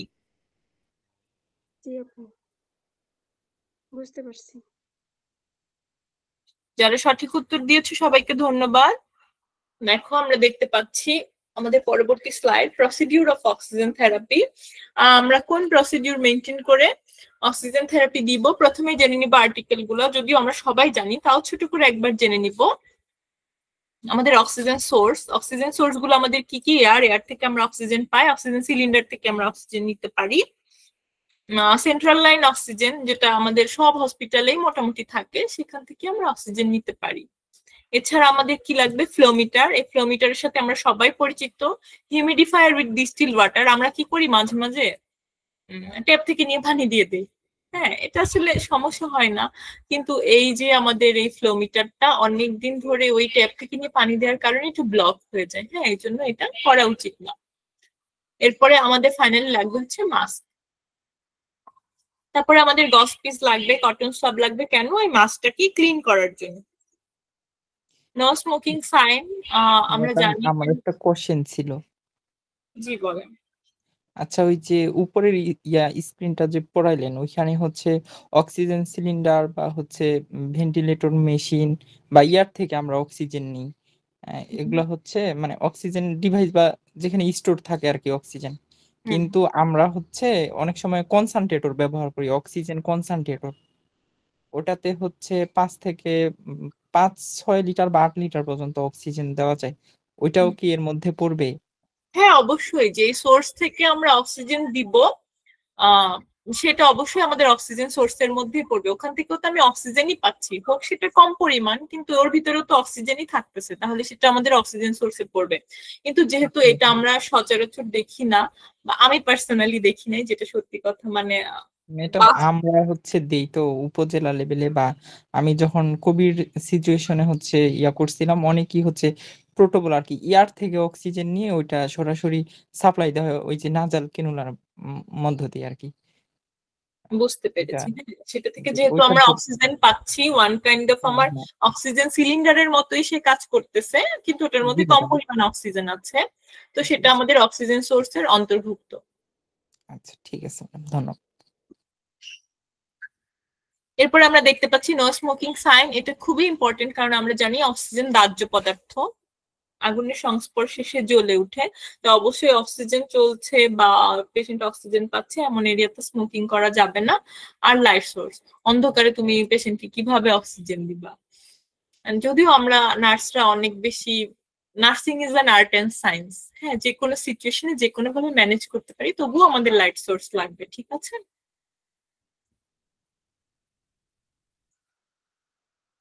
জেনে নিব প্রসিডিউর। দেখো, এটা আমরা সবাই জানি, তবুও ছোট করে জেনে নিব। Determine the need for oxygen therapy and verify the order for therapy. প্রথমে আমরা নিশ্চিত করব কেন তার অক্সিজেন প্রয়োজন এবং তার অর্ডার চেক করব। হ্যাঁ, ফিজিশিয়ানের অর্ডার চেক করব, তার অক্সিজেনের কোনো অর্ডার আছে নাকি। যদিও এমার্জেন্সি ক্রিটিক্যাল সিচুয়েশনে যখন আমার পেশেন্টের স্যাচুরেশন কম, তখন আসলে ডক্টরের অর্ডারের জন্য বসে থাকতে থাকতে আমার পেশেন্ট মরে যাবে, এই জন্য ওই টাইমে আসলে এত কিছু তখন না করে আমরা ডিরেক্ট তাকে অক্সিজেন দিয়ে থাকি। Assemble of the equipment needed, এতক্ষণ আমরা যে ইকুইপমেন্ট গুলো পড়লাম সেগুলো আমরা গুছিয়ে নিব। Identify the patient and if the patient is conscious explain what are you going to do. হ্যাঁ, প্রথমে তুমি পেশেন্টটা খুঁজে বের করবে, যার শ্বাসকষ্ট হচ্ছে, স্বাভাবিকভাবে তুমি তার সামনেই থাকবে। And if the patient is conscious, যদি সে সজাগ থাকে, explain what are you going to do, তুমি তাকে বলবে যে বাবা আমি বা মা আমি আপনাকে এখন অক্সিজেন দিব, আপনার যেহেতু শ্বাসকষ্ট হচ্ছে বলে শুরু করব। প্রোভাইড প্রাইভেসি, তাকে প্রাইভেসি দিব। কিপ দ্য পেশেন্ট ফাউলার্স আর সেমি ফাউলার্স পজিশন। আমরা কি জানি, এটা অত্যন্ত গুরুত্বপূর্ণ, সবাই জানি, না জানলেও এখন আপনারা সবাই জেনে নেবেন যে পেশেন্টের যখনই স্যাচুরেশন কমে যাবে, অ্যাজ এ নার্স আমার রেসপন্সিবিলিটি হচ্ছে অক্সিজেন তো আমি তাকে অবশ্যই দিব, তার আগে আমাদের তাকে প্রপড আপ পজিশন করতে হবে। এটাকে প্রপড আপ বা ফাউলার সেমি ফাউলার্স পজিশন যাই বলি, বেডের মাথাটা উঁচু করে দিতে হবে, সহজ বাংলায় যেটা আমরা বুঝি। প্রথমে আমরা বেডের মাথা উঁচু করে দিব, দিয়ে এরপর আমরা তাকে অক্সিজেন লাগাবো, ঠিক আছে? Set up oxygen equipment and humidifier. Insert flow meter into wall outlet. Attach oxygen tubing on flow meter. যেটা আমরা করি, ফ্লো মিটারটা এই দেয়ালের সাথে আমরা অ্যাটাচ করব, বা আমাদের যদি সিলিন্ডার থাকে সেই সিলিন্ডারের সাথে এগুলো সেট করাই থাকে নরমালি। এরপরে হিউমিডিফায়ারটা আমরা চেক করব, ওখানে পানি না থাকলে পানি দিব, দিয়ে turn on oxygen as prescribed, যে পরিমাণে প্রেসক্রাইব করা থাকবে সেই পরিমাণ অক্সিজেন দিব 2 থেকে 4 লিটার পার মিনিট। যদি প্রেসক্রিপশন না থাকে প্রথমে আমরা 2 লিটার দিয়ে শুরু করব, যখন দেখবো অক্সিজেন স্যাচুরেশন কম, এরপরে মেইনটেইন না হলে ধীরে ধীরে 4 লিটার 6 লিটার এভাবে আমরা বাড়াবো। Guide mask to patient face and apply it from nose to downward, এই যে মাস্কটা দেখতে পাচ্ছি নাক থেকে নিচের দিকে আমরা এটা পেশেন্টের মুখে লাগাবো। ফিট দ্য মেটাল পিস, এই যে এখানে একটা মেটাল পিস আছে, আমরা মাস্ক যেমন নাকের উপর পরে এখানে চাপ দিয়ে এটাকে কিন্তু ফিক্সড করে দেই, এটাও সেম বসায়, তারপরে হচ্ছে নাকের শেপ অনুযায়ী তাকে এটা আমরা ফিক্সড করে দিব। এরপরে এটার পিছনে একটা ইলাস্টিক ব্যান্ড আমরা দেখতে পাচ্ছি, secure elastic band around patient head, পেশেন্টের মাথার পিছন দিয়ে এটা আমরা টেনে লাগিয়ে দিব। Ensure the safety precaution are followed, safety precaution অবশ্যই মেনটেন করব। এখানে আমার সেফটি বলতে আমি খুব সাবধানতার সাথে লাগাবো, যেন আমার পেশেন্ট অনেক সময় ঠাস করে লাগা দিলাম, পেশেন্ট চোখে ব্যথা পেলো, নাকে ব্যথা পেলো, এটা করা যাবে না। তারপরে হচ্ছে সবশেষে আমরা হ্যান্ড ওয়াশ করব,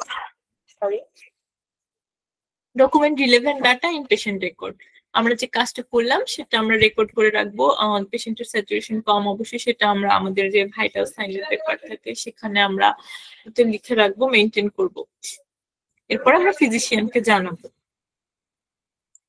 আচ্ছা, এখন আমরা দেখে নিব precaution during oxygen therapy, oxygen therapy দেওয়ার সময় আমরা কি ধরনের সতর্কতা অবলম্বন করব। Oxygen therapy can be life-saving treatment, but it should be administered with caution. যদিও এটা লাইফ-সেভিং একটা ট্রিটমেন্ট, তাও এটা করার সময় কিছু পরিমাণ সতর্কতা আমাদের অবলম্বন করতে হবে। Here are some precaution. দেখো আমি এটা তোমাদের বলেছি, আপনাদের বলেছি, flammable materials, keep oxygen away from flammable items such as oils, grease, aerosol, sprays and prevent fires. আমি বলেছি যে অক্সিজেন একটা দাহ্য পদার্থ, তাই জ্বলে উঠবে বা আগুন জ্বলতে পারে, এই ধরনের কোনো কিছু অক্সিজেনের কাছে রাখা যাবে না। No smoking, absolutely no smoking or open flames areas where oxygen is used, মানে আগুন জ্বলছে এই ধরনের কোন এরিয়া বা স্মোকিং এই ধরনের কিছু করা যাবে না।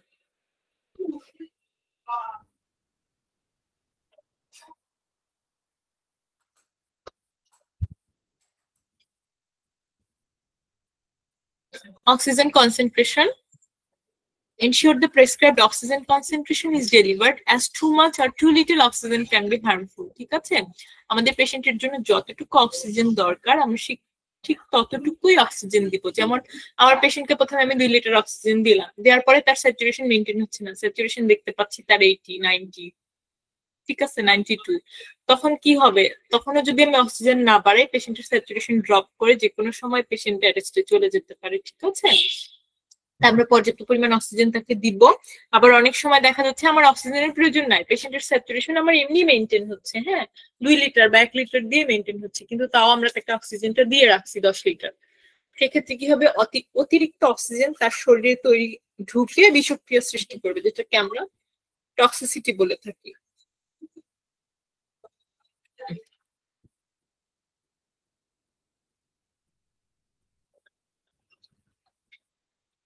Humidification.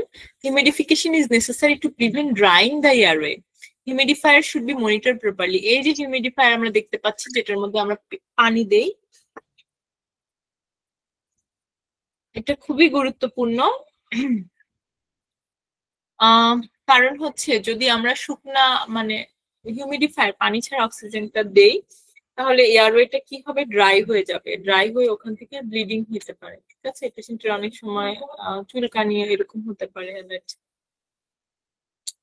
Monitoring, regular monitoring the patient oxygen saturation level to avoid over oxygenation. এই যে যতক্ষণ আমরা অক্সিজেন দিব তখন আমাদের তাকে মনিটরে বা পালস অক্সিমিটারে পুরোটা সময় ধরে মনিটর করতে হবে যেন অতিরিক্ত অক্সিজেন তার বডিতে চলে না যায়। যখন দেখবো আমার স্যাচুরেশন মেইনটেইন হচ্ছে তখন ধীরে ধীরে আমরা অক্সিজেন কমাতে থাকবো, না হলে সেই অক্সিজেন তার ভিতরে গিয়ে অক্সিজেন টক্সিসিটি তৈরি করবে।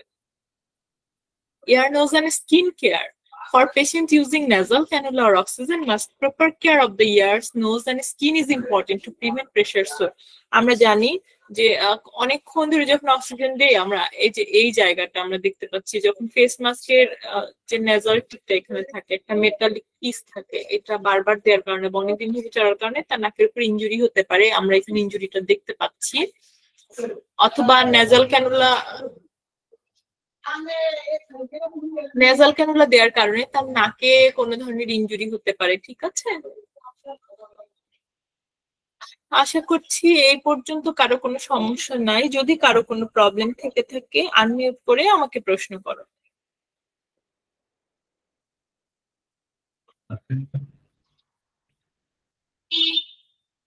আমি যতটুকু পড়িয়েছি এ পর্যন্ত কারো কোনো সমস্যা থাকলে অবশ্যই প্রশ্ন করবেন। কারো কোনো সমস্যা আছে কি?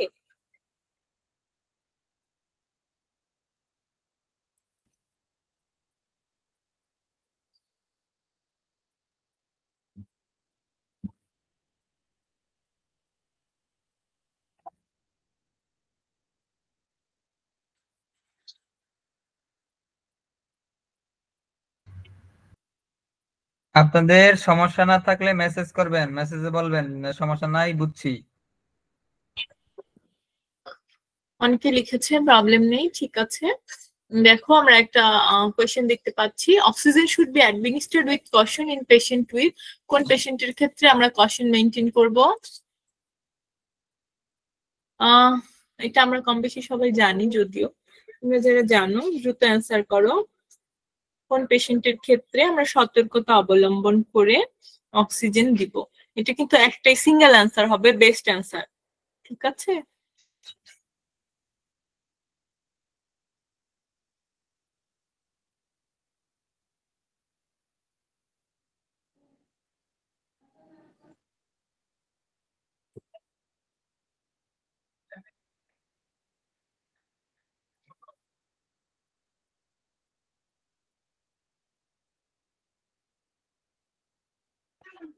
অনেকেই উত্তর দিয়েছে দেখতে পাচ্ছি।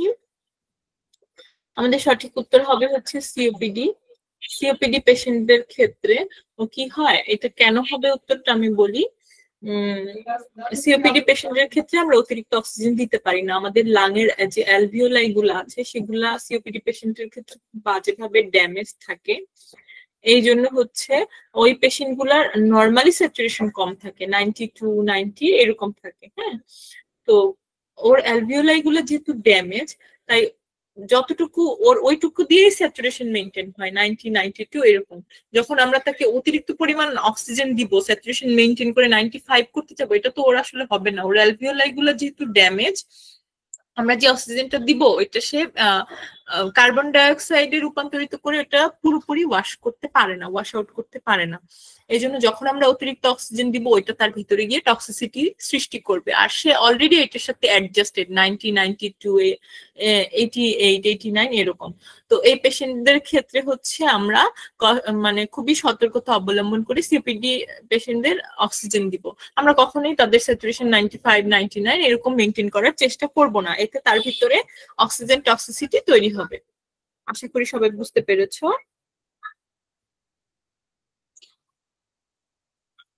দেখো এতক্ষণ আমরা অক্সিজেন থেরাপির ইন্ডিকেশন, তারপরে হচ্ছে পারপাস, এগুলো জেনেছি। এখন আমরা জানবো কন্ট্রাইন্ডিকেশন অফ অক্সিজেন থেরাপি, কোন ক্ষেত্রে আমরা অক্সিজেন থেরাপি দিতে পারবো না। আসলে অক্সিজেন আমাদের জন্য খুবই গুরুত্বপূর্ণ, দিতে পারবো না ঠিক এটা আসলে জানার জন্য জানা, কিন্তু যখন আমাদের জীবন রক্ষার জন্য খুবই দরকার, যে এখন আর ওকে বাঁচানোই যাচ্ছে না, ঠিক আছে, আমরা কিছু কশন মেনটেন করবো বা কন্ট্রাইন্ডিকেটেড এই ক্ষেত্রে দিব না। কিন্তু যখন দেখবো যে না, আমার এই রোগীকে আর অক্সিজেন ছাড়া কোনোভাবেই বাঁচানো সম্ভব হচ্ছে না, হ্যাঁ, তখন তো টক্সিসিটির কথা আমরা পরে চিন্তা করব। আগে আমরা ভাববো যে হচ্ছে আগে আমার রোগীর জীবন বাঁচাতে হবে। তবুও আমরা দেখে নিব কি কি ক্ষেত্রে কন্ট্রাইন্ডিকেটেড, যেমন ক্রনিক অবস্ট্রাকটিভ পালমোনারি ডিজিজ, এই যে যেমন সিওপিডি, আমি বললাম যে ওর অ্যালভিওলাই গুলো অলরেডি ড্যামেজ থাকে, অক্সিজেন টক্সিসিটি তৈরি করে। তাই ওর যদি সিভিয়ার শ্বাসকষ্ট না হয় বা অনেক বেশি সমস্যা না হলে এই ধরনের পেশেন্টকে আমরা অক্সিজেন নর্মালি দিব না। এরপরে দেখো প্রিম্যাচিউর বেবি। প্রিম্যাচিউর যে বেবি, সে খুব মানে তার কার্বন ডাইঅক্সাইড ওয়াশ আউটের ক্ষমতা খুব কম, এই জন্য যদি পসিবল হয় বা তার কোনো ধরনের যদি সমস্যা না থাকে তাহলে এই ধরনের বাচ্চাকে আমরা অক্সিজেন থেরাপি দিব না। ট্রাপড এয়ার স্পেসে দেখো কারো যদি এই যে দেখতে পাচ্ছ এখানে বাতাস ফুসফুসের ভিতর গিয়ে আটকে যায়, অর্থাৎ এই যে অ্যালভিওলাই গুলা দেখতে পাচ্ছ ওর লাংটা অলরেডি কলাপস চুপসে গেছে, গিয়ে এখানে বাতাস জায়গা করে নিছে। হ্যাঁ, তো এখানে যদি ওর অক্সিজেন বেশি পরিমাণে ঢোকে, হ্যাঁ, এই বাচ্চাটার ক্ষেত্রে সেটা আর ওয়াশ আউট করতে পারবে না, কারণ তার একটা লাং অলরেডি কলাপস হয়ে আছে, চুপসে আছে, এটা বের করে দিতে পারবে না। তাই এই ধরনের পেশেন্টকে আমরা অক্সিজেন থেরাপি দিব না। Obstruction in ear and nose, দেখতে পাচ্ছি তার নাকে কানে অবস্ট্রাকশন আছে, নাকটা বন্ধ হয়ে আছে। হ্যাঁ, এই ধরনের পেশেন্টকে আমরা অক্সিজেন থেরাপি দিব না। কিন্তু ওই যে বললাম, যখন আমার জীবন ধারণের প্রয়োজনে আমার তাকে অক্সিজেন দেওয়াই লাগবে, তাছাড়া ওকে বাঁচানোই যাবে না, সেক্ষেত্রে আমরা অবশ্যই অক্সিজেন দিব। এছাড়া cardiac arrhythmia, abnormal heart rhythm যদি থাকে সেক্ষেত্রে আমরা অক্সিজেন দিব না। হাইপারক্সিয়া, যদি কারো টিস্যু লেভেলে অক্সিজেন বেশি থাকে সেক্ষেত্রে আমরা অক্সিজেন দিব না, যেটা আমরা এবিজি করে দেখতে পাবো, সরি ব্লাড লেভেল এবিজি করে যদি আমরা ওর অলরেডি অক্সিজেন ওর ভিতরে বেশি দেখতে পাই, যে অক্সিজেন টক্সিসিটি তৈরি হচ্ছে, সেক্ষেত্রে আমরা অক্সিজেন দিব না। Certain type of lung disease, কিছু লাং ডিজিজ যেমন আমরা বললাম সিওপিডি, এক্ষেত্রে আমরা অক্সিজেন দিব না। হাইপার সেন্সিটিভিটি টু অক্সিজেন, এমন কোনো পেশেন্ট যদি থাকে অক্সিজেন দেওয়ার কারণে তার সমস্যা হচ্ছে, র্যাশ হচ্ছে, চুলকানি হচ্ছে, আরো অন্য কোনো ধরনের সমস্যা হচ্ছে, সেক্ষেত্রে আমরা অক্সিজেন দিব না। হাইপার ভেন্টিলেটিং পেশেন্ট অনেক বেশি হাইপার ভেন্টিলেট করতেছে, যেমন ধরো তুমি দৌড়াচ্ছ, হ্যাঁ, দৌড়ানোর সময় অনেক জোরে জোরে শ্বাস নিচ্ছ ছাড়তেছো, এটা নিয়ে তোমার আসলে তখন তো অক্সিজেনের প্রয়োজনই নেই, তুমি তো পর্যাপ্ত পরিমাণ শ্বাস নিতেই পারতেছো। তো এইরকম ধরনের পেশেন্টকে আমরা অক্সিজেন থেরাপি দিব না। নোন অর সাসপেক্টেড টক্সিসিটি, যেমন আমরা এবিজি করার পরে যদি হচ্ছে দেখতে পাই যে অনেক বেশি অক্সিজেন তার ভিতরে অলরেডি আছে, কার্বন ডাইঅক্সাইড টক্সিসিটি সৃষ্টি করেছে, এই ধরনের পেশেন্টকে আমরা অক্সিজেন দিব না। দেখো আমরা জেনে নিব অক্সিজেন দেওয়ার ফলে কি কি সাইড ইফেক্ট হতে পারে। স্কিন আর নেজাল ইরিটেশন, যেটা আমরা দেখলাম ওই মেটালিক পিসটার জন্য, আমরা দেখেছি একটা ছবিতে যে ওই লোকের নাকে এখানে ব্লিডিং হচ্ছে, কেটে গিয়েছে। এই ধরনের কোনো সমস্যা থাকলে নেজাল ক্যানুলা অথবা ফেস মাস্কের জন্য যদি হয় তাহলে আমরা তাকে অক্সিজেন দিব না। অক্সিজেন টক্সিসিটি তৈরি হলে দিব না। ড্রাইনেস অফ মিউকাস মেমব্রেন, নাকের ভিতরে আমাদের যে মিউকাস মেমব্রেন থাকে সেটা যদি অনেক বেশি ড্রাই, সরি অক্সিজেন দিব না বলতেছি বারবার, সরি,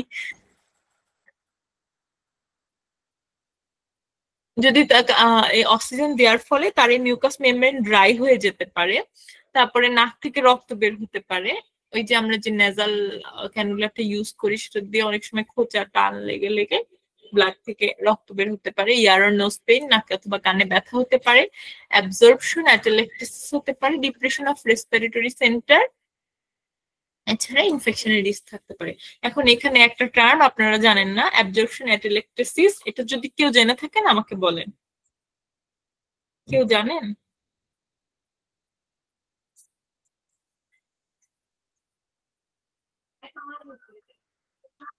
কেউ জানেন অ্যাবজর্পশন অ্যাটেলেক্টেসিস কি?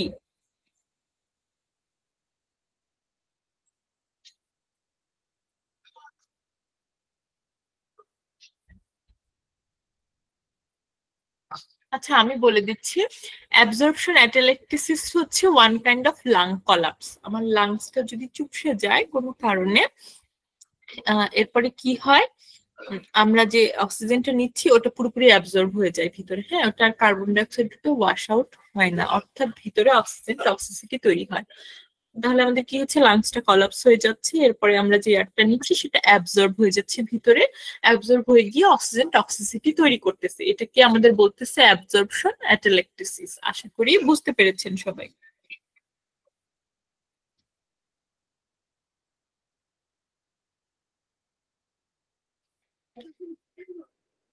চলে যাচ্ছে একটা প্রশ্নে, which of the following is a potential hazard of oxygen therapy? ঠিক আছে, অক্সিজেন দেওয়ার ফলে সম্ভাব্য কি ক্ষতি হতে পারে? একটাই অ্যান্সার হবে বেস্ট অ্যান্সার, আপনারা সবাই আমাকে লিখে জানান বেস্ট অ্যান্সার কি হবে।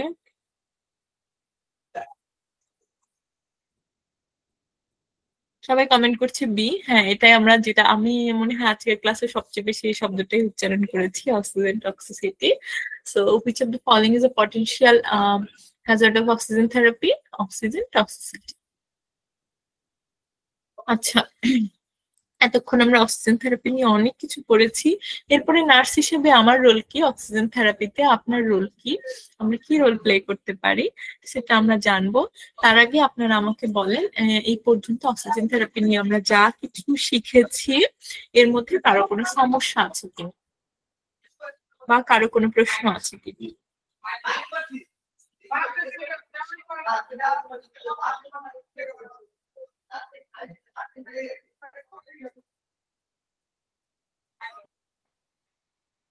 আচ্ছা, আপনাদের যদি কারো সমস্যা না থাকে তাহলে আমি একটু আমার আমি একটু বলতে চাচ্ছি। প্রশ্ন করব।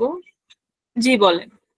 আচ্ছা ম্যাডাম, ওই যে ড্রাই অক্সিজেনের কথা বললেন যে হচ্ছে কোন কোন ক্ষেত্রে ড্রাই অক্সিজেন দেওয়া যায়, ওটা ডক্টরের অর্ডার অনুযায়ী, যে আমরা যে অক্সিজেনের যে ফ্লো মিটারে যে পানি দিই অনেক সময়, আমিও দিছি অনেক সময়, কিন্তু হচ্ছে ড্রাই অক্সিজেনটা দেওয়া হয় কেন? 2 লিটার বা 3 লিটারে হচ্ছে দেওয়া হয়, আমিও দিছি অনেক সময়। আচ্ছা ঠিক আছে, এটা আসলে আমি পার্সোনালি কখনো ফেস করি নাই যদিও, কিন্তু আমি শুনেছি অনেক সময় পেশেন্টের হচ্ছে কি বলে এটাকে, যখন আমরা এক্সিশন বায়োপসি করি, হ্যাঁ, লাংসের মধ্যে আমার অনেক বেশি পানি প্লাস ওর মিউকাস মেমব্রেন পুরোটা ফুল হয়ে আছে, হ্যাঁ, তখন আসলে ওর ওই মুহূর্তে আর দরকার নাই যে হচ্ছে আমার তখন হিউমিডিফায়ারের প্রয়োজন নাই, ঠিক আছে, কারণ ওর ভেতরটা অলরেডি ভেজা, বা হচ্ছে আমার সরাসরি তাকে অক্সিজেনটাই দেওয়া প্রয়োজন। এটা খুব রেয়ার, মানে আমি আমার লাইফে এখন পর্যন্ত কখনো দেইনি, তবে আমি শুনেছি। সো এটাই হচ্ছে কারণ এক্সিশন বায়োপসি। ম্যাডাম আমি এটা হচ্ছে জানা ছিল না, তো বুঝতে পারছি, কারণ আমি হচ্ছে আইসিইউতে কাজ করছি, তো আমরা হচ্ছে ব্রনকোস্কোপি করতাম। ওইখানে ব্রনকোস্কোপি করার সময় মানে অনেক সময় ওই মিউকোমিস্ট দেওয়া লাগতো।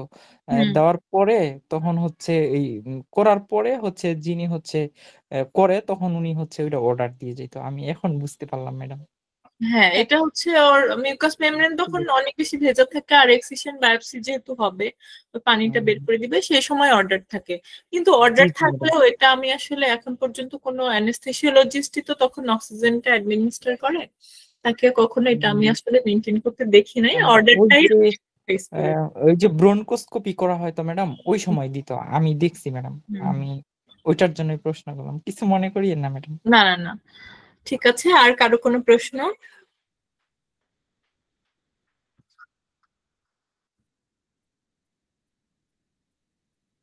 আর কারো প্রশ্ন যদি না থাকে তাহলে আমি আমার স্টুডেন্টদের মধ্যে থেকে একজনকে প্রশ্ন করব। দেখতে পাচ্ছি আমাদের সাথে যুক্ত আছে মহুয়া।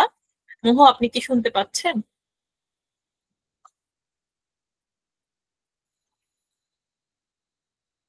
মহু, আপনি কি আমাকে শুনতে পাচ্ছেন? হ্যাঁ আপু, শুনতে পাচ্ছি। আপনি আমাকে অক্সিজেন থেরাপির 3টা সাইড ইফেক্ট বলেন। আমি আসলে নাইট ডিউটিতে আছি, তো এত বেশি কনসেন্ট্রেশন করতে পারছি না। আচ্ছা ঠিক আছে, আপনি তাহলে পরবর্তীতে অবশ্যই পড়ে নিবেন। চলে যাচ্ছে আমাদের অন্য একজন পার্টিসিপেন্টের কাছে। দেখতে পাচ্ছি এমডি রিজওয়ান আমাদের সাথে যুক্ত আছেন। রিজওয়ান, আপনি কি আমাকে শুনতে পাচ্ছেন?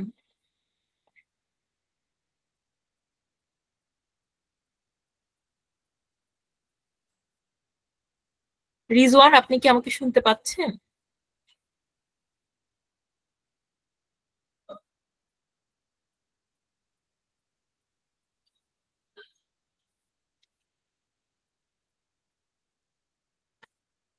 মেবি উনি ক্লাস করতে করতে ঘুমিয়ে পড়েছে।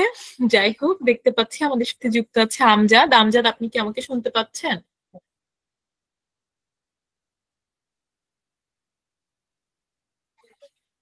জি ম্যাম, শুনতে পাচ্ছি। আমি সম্পূর্ণ ক্লাসে ছিলাম না, সরি, একটু আগে জয়েন দিছি। জি, আপনি কি আমাকে অক্সিজেন থেরাপির 3টা সাইড ইফেক্ট বলতে পারবেন? ম্যাম এটা কি, আমি সরি ক্লাসে ওইটা ছিলাম না, এমনি কি অ্যালার্জিক রিঅ্যাকশন, আমাদের অ্যালার্জিক রিঅ্যাকশন হতে পারে? আচ্ছা ঠিক আছে, আপনি এটা অবশ্যই পড়ে নিবেন। আমি আমার ওকে জানতে চাচ্ছি কে আমাকে অ্যান্সারটি করতে পারবেন, আনমিউট করে আমাকে বলেন। অক্সিজেন থেরাপির 3টে সাইড ইফেক্ট।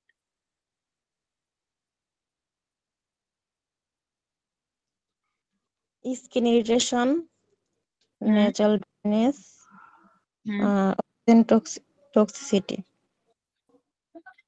জি, আমাকে অ্যান্সার দিয়েছেন, ধন্যবাদ। আপনার নামটা কি? Sagarika.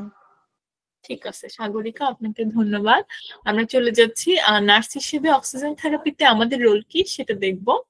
Nurse play a crucial role during oxygen therapy, অত্যন্ত গুরুত্বপূর্ণ ভূমিকা পালন করে। She have to administer oxygen judiciously, যেটা আমি আপনাদের বলেছি। তাকে খুব বিচক্ষণতার সাথে অক্সিজেন থেরাপি দিতে হয় as per prescribed by physician.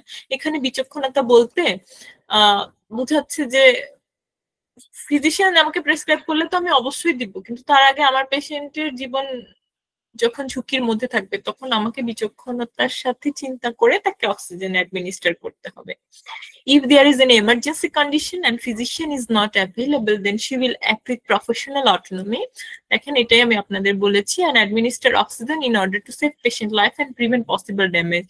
আমাদের ভাইটাল অর্গানগুলো ড্যামেজ হওয়া থেকে বাঁচানোর জন্য এবং রোগীর জীবন বিপন্ন হওয়ার হাত থেকে বাঁচানোর জন্য তখন নার্স প্রফেশনাল অটোনমি মেইনটেইন করে রোগীকে অক্সিজেন দিবে এবং তাকে বাঁচতে সাহায্য করবে। নার্স হিসেবে অক্সিজেন থেরাপিতে এটাই আমাদের রোল। দেখেন আমরা একটা প্রশ্ন দেখে নিব, what is the main nursing responsibility during oxygen therapy? Nurse হিসেবে নার্সের মেইন রেসপন্সিবিলিটি কি অক্সিজেন থেরাপিতে? আপনারা যারা জানেন দ্রুত উত্তর করে ফেলবেন।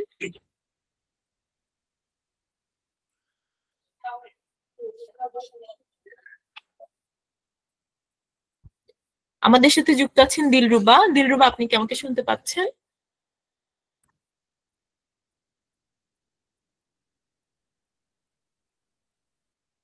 দিলরুবা, আপনি কি আমাকে শুনতে পাচ্ছেন?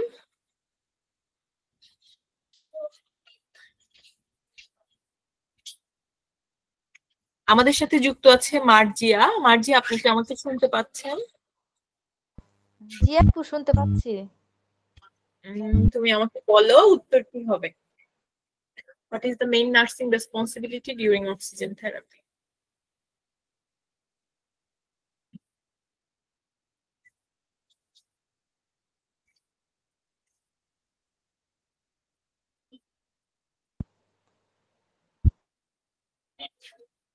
শুনতে পাচ্ছি আপু।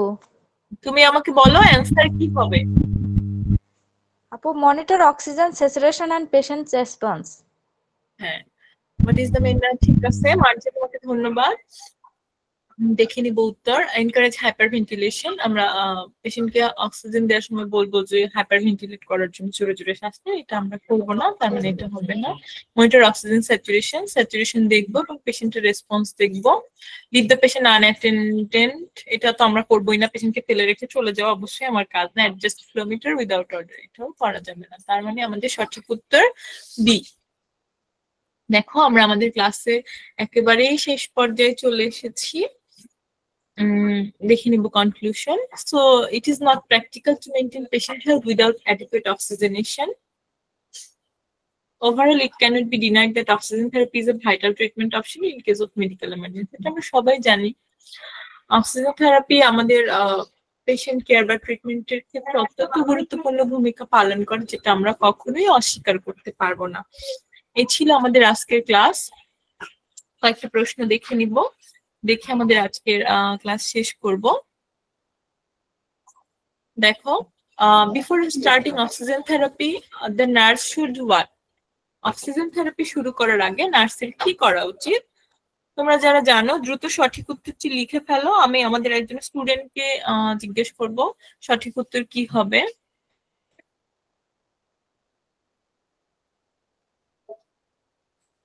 অক্সিজেন থেরাপি শুরু করার আগে কি করা উচিত?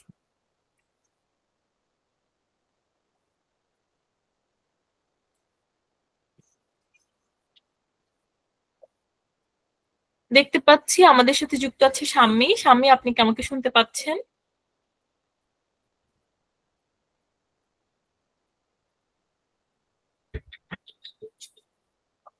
শাম্মী, আপনি কি আমাকে শুনতে পাচ্ছেন?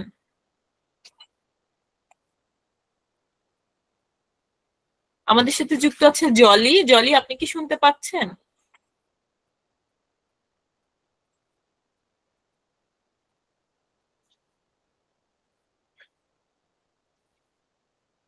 আমার স্টুডেন্টরা আসলে ক্লাস করতে করতে মনে হয় ঘুমিয়ে পড়েছে।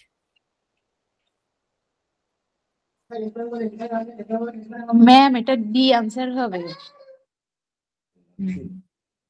দেখে নিব আমরা উত্তর। নার্স হিসেবে কি করা উচিত? তুমি আমাকে ডি বলেছো না বি বলেছো? একটু কাইন্ডলি যদি আরেকবার বলো। D D ma'am D, A B C D D. ঠিক আছে। এখন নোটিফাই দ্য ফিজিশিয়ান। ফিজিশিয়ানকে আমি অবশ্যই নোটিফাই করব, জানাবো। তারপরে হচ্ছে measure blood sugar. Blood sugar আমি কেন দেখতে যাবো? তখন আমার পেশেন্টের শ্বাসকষ্ট হচ্ছে, সো আমরা ব্লাড সুগার দেখবো না। অ্যাডমিনিস্টার ব্রঙ্কোডায়ালেটর, এটারও আমাদের প্রয়োজন নাই। চেক অক্সিজেন সিলিন্ডার, তাহলে আমাদের এটা হচ্ছে সঠিক উত্তর। অক্সিজেন থেরাপি শুরু করার আগে আমরা অক্সিজেন সিলিন্ডার এবং ফ্লোমিটার চেক করব। ফিজিশিয়ানকে আমি জানাবো, কিন্তু যেখানে আমার রোগীর অবস্থা খারাপ, আগে তো আমাকে রোগীকে অক্সিজেন দিতে হবে।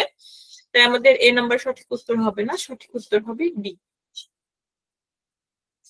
চলে যাচ্ছে পরবর্তী প্রশ্নে। The colour of oxygen cylinder, যেটা আমি শুরুতেই তোমাদেরকে বলেছি।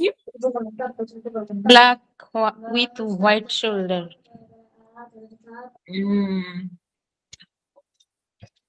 সবাই সঠিক উত্তরটি কমেন্ট করে ফেলো। আমাদের একজন অলরেডি অ্যান্সারটা বলে দিয়েছে। চলে যাচ্ছি পরবর্তী প্রশ্নে। আমি যাকে জিজ্ঞেস করবো শুধুমাত্র সে অ্যান্সার করবে। Which patient requires close monitoring while receiving oxygen therapy? কোন পেশেন্টের ক্লোজ মনিটরিং দরকার অক্সিজেন থেরাপির ক্ষেত্রে? এটা কিন্তু আমাদের মাল্টিপল অ্যান্সার হবে, মানে বেশ কয়েকটা অ্যান্সার ট্রু হবে। তোমরা প্রশ্নটি দেখে নাও। আমি আমার একজন স্টুডেন্টকে জিজ্ঞেস করব। আক্তারুল, আপনি আমাকে বলেন আমাদের ট্রু অ্যান্সার গুলো কি হবে?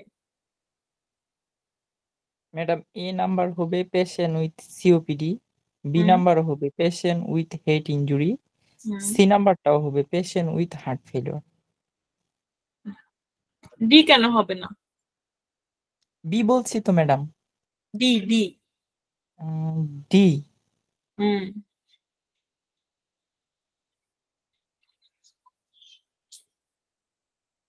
আচ্ছা, পোস্ট অপারেটিভ পেশেন্ট ম্যাডাম হচ্ছে ওটাও হতে পারে, কারণ পোস্ট অপারেটিভ পেশেন্টের তো হচ্ছে ব্লিডিং হয় অনেক সময়। ইন্টারনাল ব্লিডিং হলে হিমোগ্লোবিন লেভেল কমে গেলে অক্সিজেন কম পাবে। ঠিক আছে, আপনাকে ধন্যবাদ। আমরা জেনে নিব সঠিক উত্তরগুলো। পেশেন্ট উইথ সিওপিডি ডি হবে, এ বি সি ডি। ঠিক আছে। পেশেন্ট উইথ সিওপিডি পেশেন্টের ক্ষেত্রে আমার যদি স্যাচুরেশন কমে যায় তাহলে আমরা অবশ্যই দিব। পেশেন্ট উইথ হেড ইনজুরি পেশেন্টের আমাদের অক্সিজেন স্যাচুরেশন কমে যায়, আমরা জানি। হেড ইনজুরি পেশেন্টকে দিব। পেশেন্ট উইথ হার্ট ফেলিওর থাকলেও দিব। এটা আমরা কেন দিব অলরেডি আমরা পড়ানোর সময় এক্সপ্লেইন করেছি। পোস্ট অপারেটিভ পেশেন্টকে অবশ্যই আমরা অক্সিজেন দিই, তার স্যাচুরেশন ভালো থাকলেও আমরা অক্সিজেন দিই। কারণ কি, তখন সে মাত্র অ্যানেস্থেশিয়া থেকে রিভার্স হলো, বা তাকে আমরা স্পাইনাল অ্যানেস্থেশিয়া বা জেনারেল অ্যানেস্থেশিয়া যাই দেই না কেন, তখন তার ভিতরে অক্সিজেন যে রিজার্ভ থাকে সে রিজার্ভটা কমে যায়। তাই ফ্লোমিটারে বা পালস অক্সিমিটারে আমরা তার অক্সিজেন সঠিক দেখলেও তার ভিতরে রিজার্ভটাকে আবার ফিরিয়ে দেওয়ার জন্য আমরা কিছু সময় অক্সিজেন কন্টিনিউ করি। ঠিক আছে, আশা করি বুঝতে পেরেছো সবাই। হেলদি অ্যাথলেটস এর ক্ষেত্রে আমাদের প্রয়োজন নাই, অর্থাৎ আমাদের সঠিক উত্তর হবে এবিসিডি। চলে যাচ্ছি পরবর্তী প্রশ্নে। Which parameters help evaluate the effectiveness of oxygen therapy?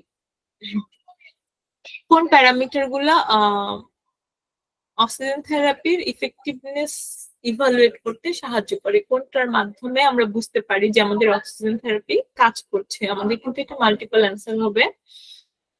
তোমরা সবাই ট্রু অ্যান্সার গুলো আমাকে কমেন্ট করে জানাও।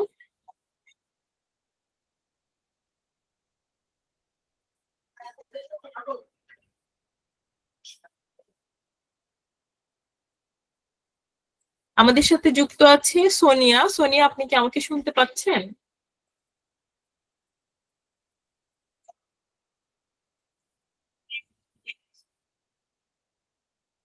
সোনিয়া, আপনি কি আমাকে শুনতে পাচ্ছেন?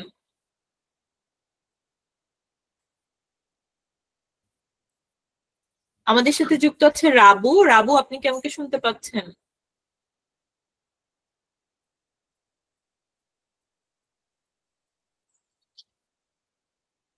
রাবু, আপনি কি আমাকে শুনতে পাচ্ছেন?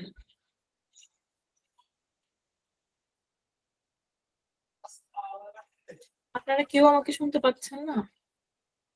আমাদের সাথে যুক্ত আছে শামিমা। শামিমা, আপনি কি শুনতে পাচ্ছেন?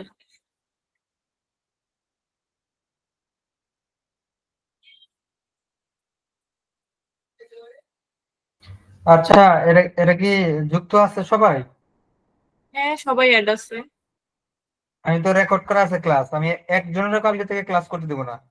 যাদের ম্যাডাম কাছে শুনতে ম্যাম নাম পাচ্ছি। বলেছে রেসপন্স করেন নাই, সবাইকে আমি মার্ক করে রাখলাম। একজনকেও কালকে লাস্ট 5 দিন ক্লাস করতে দেবো না আমি, হ্যাঁ? সবাইকে রিমুভ করা হবে। 5 থেকে 6 জনের নাম বলছে ম্যাম, 7 ম্যাডাম থেকে 8 শুনতে জন, পাচ্ছি। কেউ রেসপন্স করেন নাই। 7 জনের একজনও ক্লাস করতে পারবেন না কালকে থেকে। ম্যাডাম শামিমা, শুনতে আপনি আমাকে পাচ্ছি। বলেন সঠিক উত্তর কি হবে? তুমি অক্সিজেন স্যাচুরেশন। এটা আমাদের মাল্টিপল অ্যান্সার হবে। আমি দেখতে পাচ্ছি আমাদের কোন প্যারামিটার গুলো আমাদের অক্সিজেন থেরাপির ইফেক্টিভনেস কি, অক্সিজেন থেরাপি যে আমাদের কাজ করছে সেটা আমরা কোন প্যারামিটার গুলো দেখিয়ে বুঝবো। আমাদের এখানে মাল্টিপল অ্যান্সার ট্রু হবে। আপনি আমাকে বলেন কোন অ্যান্সার গুলো সঠিক। অক্সিজেন স্যাচুরেশন, রেসপিরেটরি রেট, আর হচ্ছে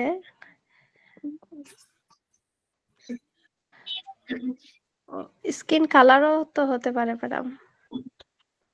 শামিমা, আপনাকে ধন্যবাদ। আমি সঠিক উত্তরগুলো বলে দিচ্ছি। অক্সিজেন স্যাচুরেশন, যেটা আমরা পালস অক্সিমিটারে দেখি, তো সবাই জানি। আর্টেরিয়াল ব্লাড গ্যাস লেভেল, যেটা আমরা পড়লাম।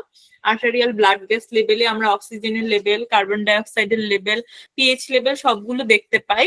তাহলে সেখান থেকে আমরা একটা ধারণা নিতে পারবো যে হচ্ছে আমাদের অক্সিজেন থেরাপি কাজ করছে কিনা বা অক্সিজেন টক্সিসিটি তৈরি হয়ে যাচ্ছে কিনা। তাহলে এটা আমাদের ট্রু হবে। রেসপিরেটরি রেট দেখে, রেসপিরেটরি পেশেন্টের যদি শ্বাসকষ্ট হয় তখন আমরা বুঝতে পারি যে আমাদের পেশেন্টের অক্সিজেন দরকার বা স্যাচুরেশন কমে যাচ্ছে। যখন সে নর্মালি শ্বাস নেবে আমরা বুঝবো যে আমাদের অক্সিজেন থেরাপি কাজ করছে। এছাড়া স্কিন কালার, আমরা জানি স্কিন যখন ব্লু হয়ে যায় সেটা সায়ানোসিস ইন্ডিকেট করে। তাহলে স্কিন কালার দেখেও আমরা বুঝতে পারি যে হচ্ছে আমাদের অক্সিজেন থেরাপি কাজ করছে কিনা। ঠিক আছে। আর বডি ওয়েট, এটা তো বডি ওয়েট দেখে আর আমরা অক্সিজেন থেরাপি কি বুঝবো? বডি ওয়েট দিয়ে তো এখানে কোনো কিছুই চেঞ্জ হবে না।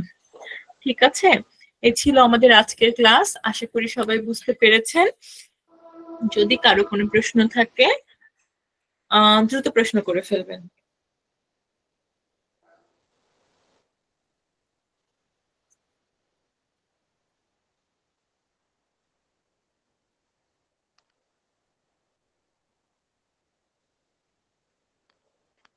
যদি কারো কোনো প্রশ্ন থাকে দ্রুত প্রশ্ন করে ফেলবেন। আর আজকের ক্লাস কেমন লাগলো সবাই আমাকে লিখে জানান।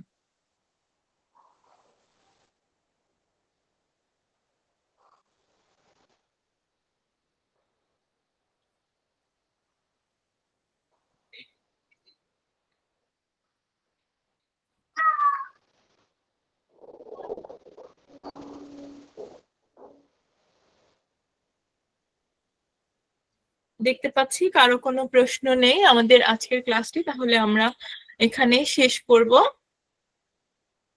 সবাই ভালোভাবে পড়াশোনা করবেন।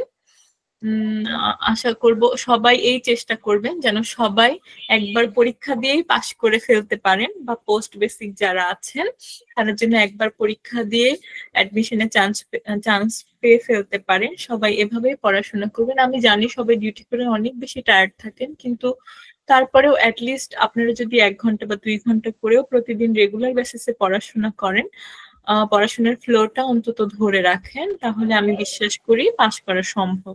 সবাই ভালোভাবে পড়াশোনা করবেন। সবাই ভালো থাকুন, সুস্থ থাকুন। আল্লাহ হাফেজ সবাইকে। আসসালামু আলাইকুম।